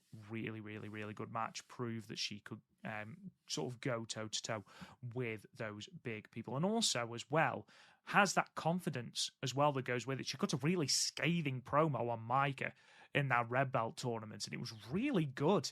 So I think Amisori could be pushed into that main event scene. Certainly not yet, but within the next year maybe. She's certainly one to keep an eye on. It was the semi-main again for me, Matt. Though Crazy Star and Mafia Bella. Everything about this match rocked. You got Julia and Suzuki with all their history just beating the ever-loving Jimmy out of each other. And then you've got Tekla and May Sarah replaying what they were able to do in the limited amount of time they were given to Nagoya Big Winter. It was a very, very, very good match and very fast-paced, only going 9 minutes and 17 seconds. I thought they'd have given it slightly longer. But all in all, a really, really good match, Matt. Yeah, I totally agree. This is really good stuff. And Tekla's another one that's improving leaps and bounds. It seems like, and we talked about it before on this show a few times with all the injuries. Even before Sai and Utami came back, it was like, well, some of these wrestlers are really going to have to step up. And I think we noted Hanan and Tekla as far as like the mid-card wrestlers that have really stepped up. I mean, she changed up her look a little bit. She's really more intense with the strikes. Where she's adding her submission game is really, really good. Her stuff with Julia is excellent. Obviously, we want to see more Artists of Stardom championship matches, and I think we'll get at least one on one of these shows at the beginning of one of the two pay-per-views at the beginning of the new year. But yeah, I thought Tekla played her role really good here. She was able to, basically play the game of both Suzu and May. Basically able to go high speed with May, and then has hard hitting sequences with Suzuki, which I thought was really good. And Julia's Julia. I mean, she's always going to, steal the show at every moment that she is in the ring. Obviously, we saw some really good stuff with Suzuki and Julia, playing off their past matches, which all have been great. But, obviously the right person went over here with Suzuki getting the pinfall as we continue to keep Suzu hot as we get her towards Sumo Hall. I thought this was really good. I had it at 3 3/4 stars, but I will tell you this, Rob, as much as I enjoyed this match, the main event was my favorite match of the show. Do tell me more. Absolutely, I will. Obviously, you have, again, the Queen's Quest the Queen's Quest team of Azumi, Sai Kamatani, Miyu Amasaki, and Utami versus the Ueda Tai team of Momo Watanabe, Starlight Kid, Ruaka, and Natsuko Tora. I thought they did a great job making Starlight Kid pretty much the MVP of this match. She's in the ring with Azumi, and literally time stands still for about 2 seconds, and then it goes 1,000 miles an hour because these two just can't miss. As much as these two are supposedly graduated from the high-speed division, they'll always be high-speed style wrestlers mixed in with like main event style wrestling, which is always good. I'm a big fan of kind of how they divided like the teams up here. We obviously Momo and Starlight Kid, or our former Goddess of Stardom tag team champions. We saw Tora and Ruaka have a really good showing at last year's Goddess of Stardom tag team tournament. And then Momo and Tora is the current Ueda Tai tag team. Again, they're challenging Utami and Saya Kamatani at the end of the year for those Goddess belts. And on the other side is that anytime anybody would get in trouble, you would see Utami and Saya do some teamwork, as well as the O2 line team, easy for me to say, O2 line team of Azumi and Miyu Amasaki. So that was really cool how it was supposed to be like an 8-person tag, but it basically broke down into like different styles of tag team wrestling between all 4 teams. I thought that was really, really good. Some really good psychology here. This match went by almost 14 minutes, where it didn't seem like it went that long at all. I thought this was great, and the finish kind of came out of nowhere. You figure that Ruaka or Miyu was going to be aiding the pinfall, but you figure it would have been like with a bigger move. but it was just Ruaka keeps getting over on Saya towards the finish. Saya's giving Ruaka things to counter and making Ruaka look really, really good. That it's just Saya Kamatani is able to counter the double choke bomb and hit the Hurricanrana and then grabbing the legs for the leverage style pinfall. I thought this was great. I actually had it at 4 stars, and it was my favorite match of this show. It's hard to disagree. It's a very, very, very good match. I sort of had the semi-main, I think about a 1/4 star more than this one. But again, I can't explain to you how much more appealing I find a Wedatai now. The fact that it's not just all your nonsensical interference. And when it is the interference, it's not, blatant and pointless. And when you've got people like, Azumi, Miyu Amasaki, who it is so easy to get behind them as babyfaces, Saya Kamatani as well, it makes for a very, very, very good sort of dynamic between it. And when I said about Saya Kamatani and Utami bringing, it's their absence that I miss the most on Stardom cards. It's matches like this. It's the dynamic that they bring to matches and to Queen's Quest as well, because for as good as Azumi is, and that's completely undeniable, you cannot deny that Utami and Saya are the big hitters in that group. And without them, Queen's Quest really did struggle. I mean, don't get me wrong, the injuries, we talked about it till the cows come home, but the injuries, one thing it did do from a positive standpoint, it did prove just how deep the Stardom roster is. And when you do give those people that tap on the shoulder, they are able to go. And that's something that's really, really positive heading into the future and heading into 2024, which I hope, beyond anything, is a more consistent year than 2023, because the highs of 2023 have been phenomenal, Matt. And I think you'll agree, All-Star Grand Queendom, for example, one of the best shows I've seen of any promotion. Ever. Not just of 2023, ever. of ever. Yes. Yeah, absolutely. And there have been matches where I've thought, oh my God, I know that people didn't like the end of Tam versus Mina. Still a fantastic match. A really, really, really good match. But the lows have also been really low. So if we can have a more consistent year in 2024, and I'm really hopeful that we will, I'm very excited to see where we go. So let's get everyone back from injury and let's get another banger year underway.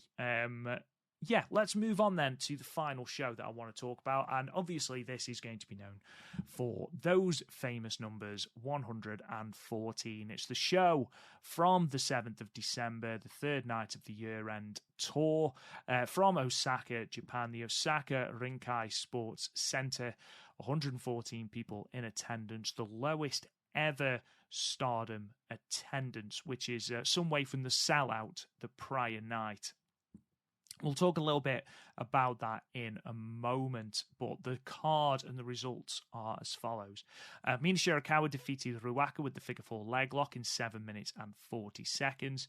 6-woman tag action, the Wedatai team of Momo, Watanabe, Natsuka Tora, and Starlight Kid defeated Hanako, Miyu Amasaki, and Yuzuki, with Momo Watanabe pinning Yuzuki after the running Samato in 10 minutes and 9 seconds. The Queen's Quest A team of Azumi, Saya Kamatani, and Utami Hayashishita defeated the Stars team of Hanan, Hazuki, and Saya Ida. Azumi again pinning Hanan with the diving double foot stomp in 11 minutes and 19 seconds. Semi-main, Crazy Star, Meiseiya and Suzu Suzuki defeating Megan Bain and Yuna Mizumori. Suzu getting the pin over Yuna with the tequila shot in 7 minutes and 47 seconds. And then in your main event, the Donna Del Mondo team of Julia, Maika, Mei Sakurai and Tekla defeated the God's Eye team of Amisori, Mirai, the Scandinavian Hurricane, Alice Inc., and Syuri in 16 minutes and 44 seconds. Julia pinning Alice Inc. with the Glorious Driver in 16 minutes and 44 seconds. So, Matt, let's get the elephant in the Osaka Rinkai Sports Center out of the way. Lowest ever Stardom attendance. Rossi Ogawa has tweeted about it and said how disappointed he is with the attendance, but he did say that the women all put forth 100% effort, and that was evident because you know, for me, they never don't. but I don't know what contributed to this being a really small attendance. I don't know whether it was because it was a random Thursday. I don't know whether it was because of the temperature. I know that someone put that the temperature inside the arena was absolutely freezing. So I don't know if that had something to do with it. I don't know if it's a case of, and we've talked about it again over and over again, whether it's a lack of Mayu Tam, Natsupoi, whether it's that has contributed to it. What do you think, Matt? The heat in the building.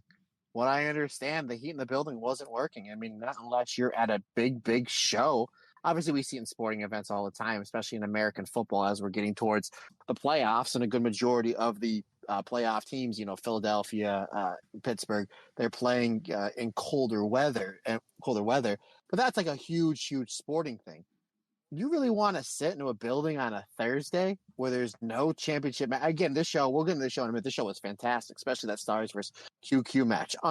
Phenomenal. You really want to sit in a building for 2.5, 3 hours with no championship matches, no number one contender matches when the building is legit freezing? Like, to me, that's probably what it is. It's a combination of everything you just said, partner. But to me, that would be the factor for me, is the fact that it's 20 degrees in the building and it's going to be, you're going to be sitting there for 2.5 to 3 hours watching a wrestling show. Like, that's absolutely just insane. That's just absolutely insane. Now, again, if this was like Cork and Hall and it was a stellar show, a packed show, and something happened with the heat, I'm sure they still would have packed, close to 1,000, if not 1,000 in there.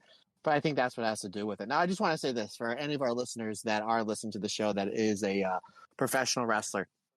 I'm sure that, especially if you wrestle in the colder areas of wherever you do your trade of pro wrestling, that you have wrestled in buildings that are absolutely frigid. I cannot tell you how many times in 21 plus years of being able to be blessed as an independent professional wrestler that I wrestled in a building in the middle of the winter where there is no heat in the building.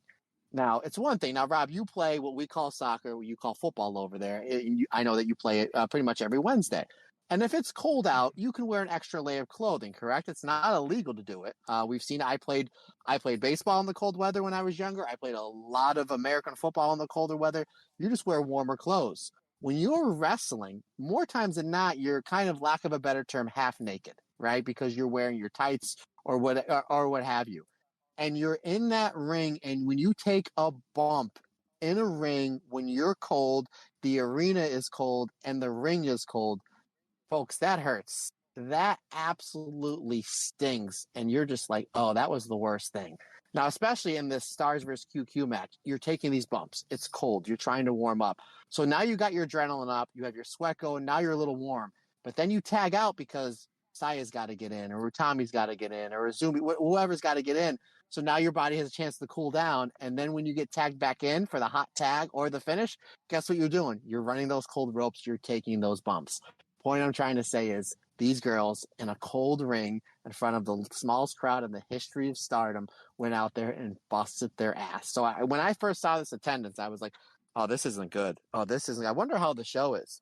So I went into the show thinking that, and I'm like, I'm more proud of the Stardom roster that the fact that in front of 114 people in a freezing cold venue, they went out there and everyone absolutely killed it. Not only that, but then Rasi Ogawa takes ownership immediately after the show and goes on social media, was like, yep, right. We know this isn't good. We're going to rectify this. We're going to fix this. He easily could have said something where he could have just not said anything. He could have not said anything. No one would have said, or could have said like, hey, the effort was great. And that's that. Go see the show. He went and he addressed the situation right away. And he's exactly right. These girls put in 110%. And they did. Again, in a freezing cold ring with freezing cold ropes. Unbelievable performance from these ladies. Amen, brother, to absolutely everything you've just said. I think in spite of everything, there are some stellar matches on this card. And obviously I've got no point of reference to, wrestling in these freezing cold temperatures, but I've played football where I am running about consistently in these freezing cold temperatures, and that isn't pleasant. And we had Jessie on the podcast not so long ago, and I asked her who the hardest striker was, and she said straight away without any pause, Suri. So just imagine for a moment taking one of those kicks.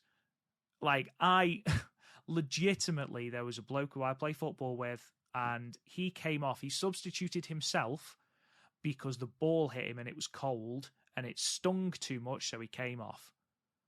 Imagine now Suri kicking you in the back in a venue with no heating. That must have been absolutely appalling. But they didn't care. Not one of the women phoned it in. And you'd be forgiven, Matt, for, saying, oh, there's not many people here. Like, sod it. We'll just, we'll do what I like to call T-shirt Kenny Omega wrestling, where whenever Kenny came out in a T-shirt when he was part of Bullet Club, you knew that nonsense and shenanigans was going to ensue. Or T-shirt Naito is the exact same. You know that he's not going to be giving 110%. You play these women. You play the hits. You give them a little bit of comedy. You do one or two of your big moves that aren't that difficult to do, and you take it home. And I got to tell you one thing: if I was wrestling Shuri, I'd much rather take the Vermilion World and the Ruin because she's controlling your neck than I would a straight either forearm or kick, because that's. Jesse said it. It's like a shoot. It's like a shoot. But yeah, you're right, brother.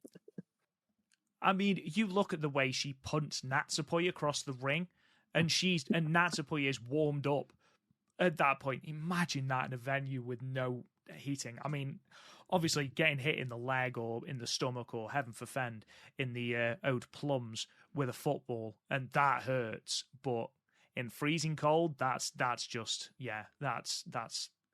I give them nothing but credit. And again, yes, this show may be forever known as the lowest ever Stardom attendance, but don't let that put you off, because there are matches on this card, especially that Queen's Quest and Stars 6-woman tag, that are really, really good. I also really enjoyed the main event, Matt. I thought the main event was really, really good, even if it was another pinfall loss for Alice Inc. Yeah, and the match in between it, the match number 4 with Crazy Star Suzu May versus Megan Bayne and Yuna Mizumori.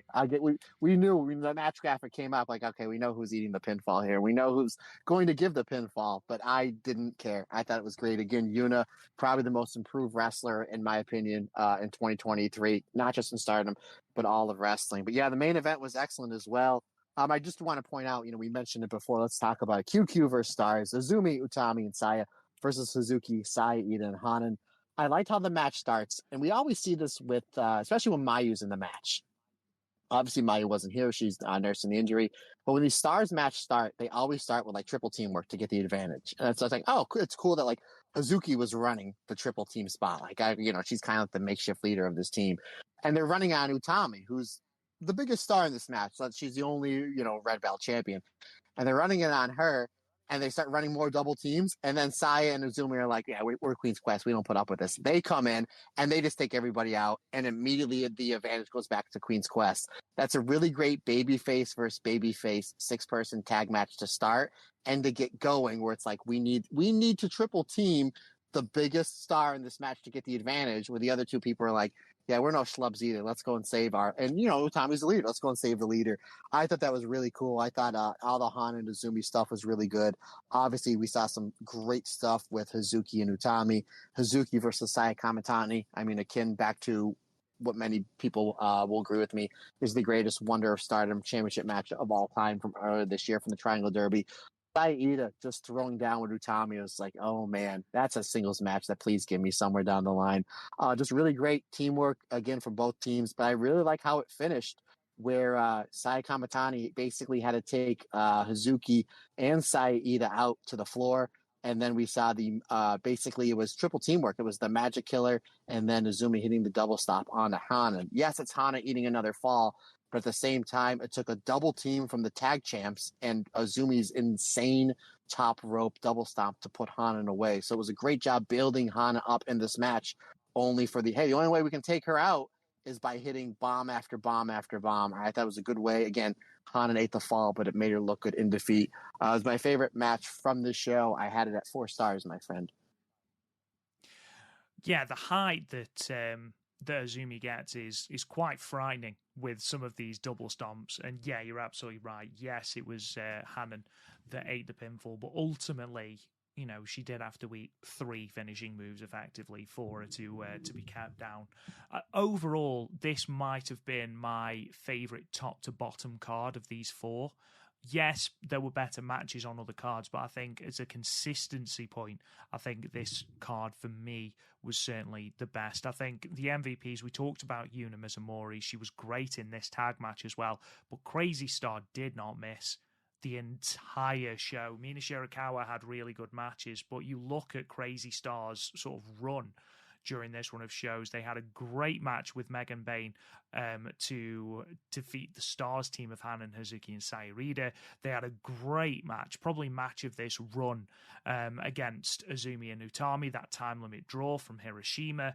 Then they had the match with Mafia Bella the night before, and then here they had that match with Megan Bain and Yuna Mizumori. As a tag team, they are phenomenal and one of the best in Stardom. And if you are going to do Aphrodite, having this run with the tag titles, give me Crazy Star versus Aphrodite, because my God, that is going to start. That could main event a pay-per-view, and I don't think there is a single person in Stardom fandom that would complain about that match. You literally took the words right out of my head, my friend, regardless of what happens with Suzu and Micah. I mean, we've seen where champions, I mean, when Sherry beat Utami, she was one half of the tag champs. We've seen that happen before. So we obviously Io. I mean, he was the ultimate belt collector back in 2016 and 2017. I mean, she had everything there, didn't she? Outside of the WWE European Championship. But I mean, yeah, that's a match. We mentioned it before. Now that you have 2 legit main eventers as your tag champs, you can put tag team championship matches on your main event of pay-per-views, and it's going to draw over 1,000 people. It's going to make money on pay-per-view. It's going to up your subscriptions on Stardom World when it's uploaded the 3 or 4 days after. And this is, yes, exactly. Utami and Sayaka Kamatani defense against Suzu and Mei Seira absolutely will main event a pay-per-view, as well as a Mayu and Hana championship match, as well as a Hazuki and Kagama as FWC once Kagama gets back. These are all matches you can main event pay-per-views with, and the main reason is because you have 2 proven main eventers as your tag champs, which just goes to prove how stacked this roster is, Rob, and how well you can just up the game on your tag team division. And I was on the Strong Style podcast this past week talking with one of Scott's buddies, Trent Brewer, and I made mention that if they do a Saya versus Utami final in the 5-star Grand Prix, have them as tag champs. Because how many new people to Stardom are going to watch that show? Quite a bit. We've seen it. We get people that tag us in all the time. They're new to Stardom, and sometimes those are the first shows. You literally have your finals as your tag champs. Is your tag division that good? Damn right it is. I mean, what a big shot in the arm would it be for these tag belts to have an 8-9 month phenomenal run with Utami and Saya, and then your finals of the 2024 5-star Grand Prix is Utami coming in with one belt and Saya coming in with the other, and you're like, wow, your tag champs are that good that they won their respective blocks, and then the winner of this is going to main event Sumo Hall. Yeah, that's how good our tag division is in Stardom, folks. Boom. Yeah. Again, you've summed it up perfectly. And if I could have one wish, it's that if everyone is fit for next year's Goddess of Stardom Tag League, please, just for me, just for 1 year, have the strongest teams. Have Crazy Star, Aphrodite, FWC, Mayu and Hanan, all of these different teams that are teams outside, Mafia Bella, don't mix them up. Please, just let us have the best tag teams in Stardom and let them blow the tag league out of the water. Black Desire, for example, Starlight Kid and Momo Watanabe, who are former tag champs, who just don't seem to be teaming at all at the moment. Bring in the Inaba sisters. The Inaba sisters. Have Divine Kingdom. I know that Megan Bain probably won't be with the promotion by that point. Her contract probably will have expired by then. But if it hasn't, if you can extend it further, have Divine Kingdom there as well. Like, literally just stack it with your tag teams. And when you actually go through, like I've just done, and gone through all the tag teams that Stardom actually has, and that's without thinking about someone like a Wingori or a Wedatai XL or the New Eras, who I missed out as well. Like, you have a really stacked tag roster. So as an early Christmas present, Stardom, promise me that. Please. Rossi Claus, Santa Rossi Claus, Rossi Vice. Rossi Vice, indeed. Rob Goodwin has been a good boy this year. I will concur. Please help him out. Help a young gentleman out. That's all he's asking for. I mean, yeah, I've been relatively I think you've been good. pretty good this year, buddy. Thanks, man. Appreciate it. So, just very briefly before we close out this podcast, obviously we are on the year-end tour. I know that as we record this, it is the 13th of December, and we have missed the 9th and the 10th, but there hasn't been a show. That they aren't up on Stardom World yet, so we can't do the Osaka final show, which is from Osaka's second, the Edion Arena, Osaka second, or the one in Kobe. So they will be, next week's show. We might also get the Nagata show in, which runs on the 17th. But again, that purely depends on Stardom World uploads. So next week, we will be reviewing the 9th, the 10th, and the 17th. And the week after, that's the big one, guys. We have got our previews of the year-end climax. We have got our preview of New Blood. And then the week after, it is our Dream Queendom preview. Lots and lots to look forward to in Stardom as we close out this year. Don't forget, ladies and gentlemen, that after the Dream Queendom show, perhaps the same day, I don't know yet, we'll see, there will be the 4th annual Stardom Cast Awards, so make sure you get on that and get your votes in. Votes will close on January the 4th, because why not? Everything else good's happening on January the 4th, so why not close it on January the 4th? Also, while you're at it, absolutely go and check Matt Turner out on the Strong Stylish podcast. It is a banger of a listen. It got me through a really rough day today, so thank you for that, Mr. Turner, and Strong Stylish as well. But that just about, Matt Turner, almost wraps us up, because first, of course, we've got Kyrie and Io watch. What has gone on, Matt? Oh, I just closed my notebook, but I don't need to open it because I can tell you what happened or didn't happen on Kyrie and Io watch this week, folks. I guess you just can't have Io and Kyrie on all 2 hours of SmackDown, which I would absolutely love. Basically, there was a backstage segment with all of Damage Control, Asuka, Kyrie, Io, Dakota Kai, and Bayley, where they're all blaming Bayley for Kyrie's loss last week.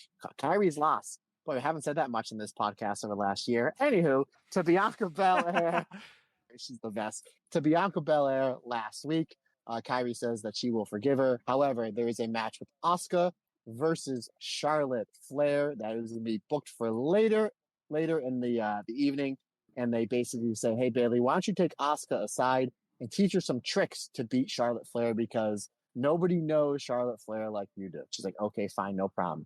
So the match is getting ready to happen. We have Charlotte Flair. She comes down first, and then all members of Damage Control come to the ring. However, on the way to the ring, that Io and Kyrie get jumped and beat up by Zelina Vega, by Shotzi Blackheart, by Bianca Belair, and basically just beat them all the way to the back of the building. So then we have a really good match with Asuka and Charlotte Flair that ensues, where Charlotte gets legit injured. There's a spot where she gets arm dragged off the top rope, and you can just tell she's in a lot of pain. But to her credit, she goes out and finishes the match. The match ends with Bayley running some interference because she was not allowed at ringside and was not one of the members that got jumped backstage or jumped in the aisleway, which I thought was just not called for. Io and Kyrie were just there for moral support. There's no reason why she needed to get beat up by all the members of the female roster. Oh, Mia Yim, that was the 4th person. So it was a 4-on-2 beatdown, buddy. And they were jumped. Like, rude. How rude. Anywho, so Asuka winds up getting the win on Charlotte with some help from Bayley. They go backstage, and all is forgiven, my friend. They basically forgive Bayley for not holding up her end of the deal in Damage Control.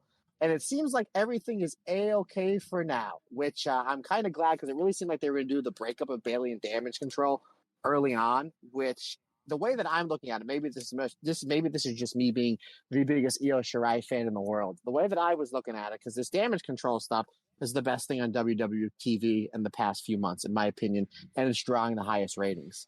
My thing that I thought they were doing, it was rumored, is Bayley wins the Royal Rumble, and we have Bayley and Io at WrestleMania for the WWE Women's Championship, which I'll be over the moon for several reasons. And one of them, the fact that me and you, good sir, will be there at WrestleMania. So how awesome would it be that we're there together at WrestleMania to watch Io Shirai defend the WWE Women's Championship? I'm hoping that's what happens. That's the rumored plan for now. However, WWE sometime gun shy on pulling the trigger on newer people at the top of the card for WrestleMania. It's also rumored that Charlotte or Bianca may be champion going into WrestleMania, and they're going to do Charlotte versus Bianca on the SmackDown side and Rhea Ripley versus Becky on the Raw side, thus taking away one of our beloved Stardom wrestlers in a championship match at WrestleMania, Rob. We shall see, sir. It's absolutely horrendous the way that Io Shirai is treated. I cannot believe. Obviously, I'm joking. She's WWE Women's Champion, and of course, as I mentioned last week, it's nice to see that Kyrie's putting over these youngsters in WWE. Obviously, Bianca Belair is only a former Raw and former Women's SmackDown Women's champion, so it's nice to see the WrestleMania main event there. Only 5 women main evented WrestleMania, and she's one of the 5, and she needed that rub from the Pirate Princess, brother. But I tell you what, Bianca Belair, you mentioned all of her accolades. She's never won the red belt. She's never won the white belt. Was never part of Freedom. So that's that. And Kyrie was. So maybe that's the idea. Exactly. Bianca who is the way we'll end this podcast. Ladies and gentlemen, thank you so much for joining us. It's been a blast as always. Don't forget you can subscribe to our podcast wherever you get your podcasts. If you can, it would be great if you could give us a review or indeed leave a comment on the podcast app of your choice, whether that is Apple Podcasts, Spotify, Google Podcasts for however long that's a thing. Everywhere. Amazon Music, we are physically everywhere, so you can show your support that way. It would really, really, really help us out. Patreon.com/the Stardomcast is where you can get even more of mine and Matt's beautiful voices, and there's 150 or so extra bonus episodes. We are on social media at the Stardomcast, Twitter, Instagram, all that good stuff. You can find us on YouTube at the Stardomcast as well. If you want to talk to me on Twitter, you can. It's at Real Rob Goodwin. Matt Turner, sign us off, good sir. Absolutely. Again, you guys can find me on the Strong Style podcast earlier this week. We had an absolute blast talking all things Stardom. Also, you can probably find me in any local mall next to Santa Claus yelling, "Bye, Poi." Gotta find a way to get it in, brother. Gotta find a way to get it in. Questions, comments, suggestions, anything that you guys need from me, Matt Turner OF on the Instagram and or the Twitter is the best way to get a hold of me. You want to shoot me an email, that's perfectly fine as well. The StardomCast22@gmail.com is the best way to get a hold of me via the email. Once again, folks, we cannot say thank you enough for the phenomenal support that we are shown on a daily basis. It really means the world to us and just helps keeps the Stardom train going, folks. Because like I always say, it's just not my podcast, it's our podcast. Because we're all together, everybody's different, everybody's special.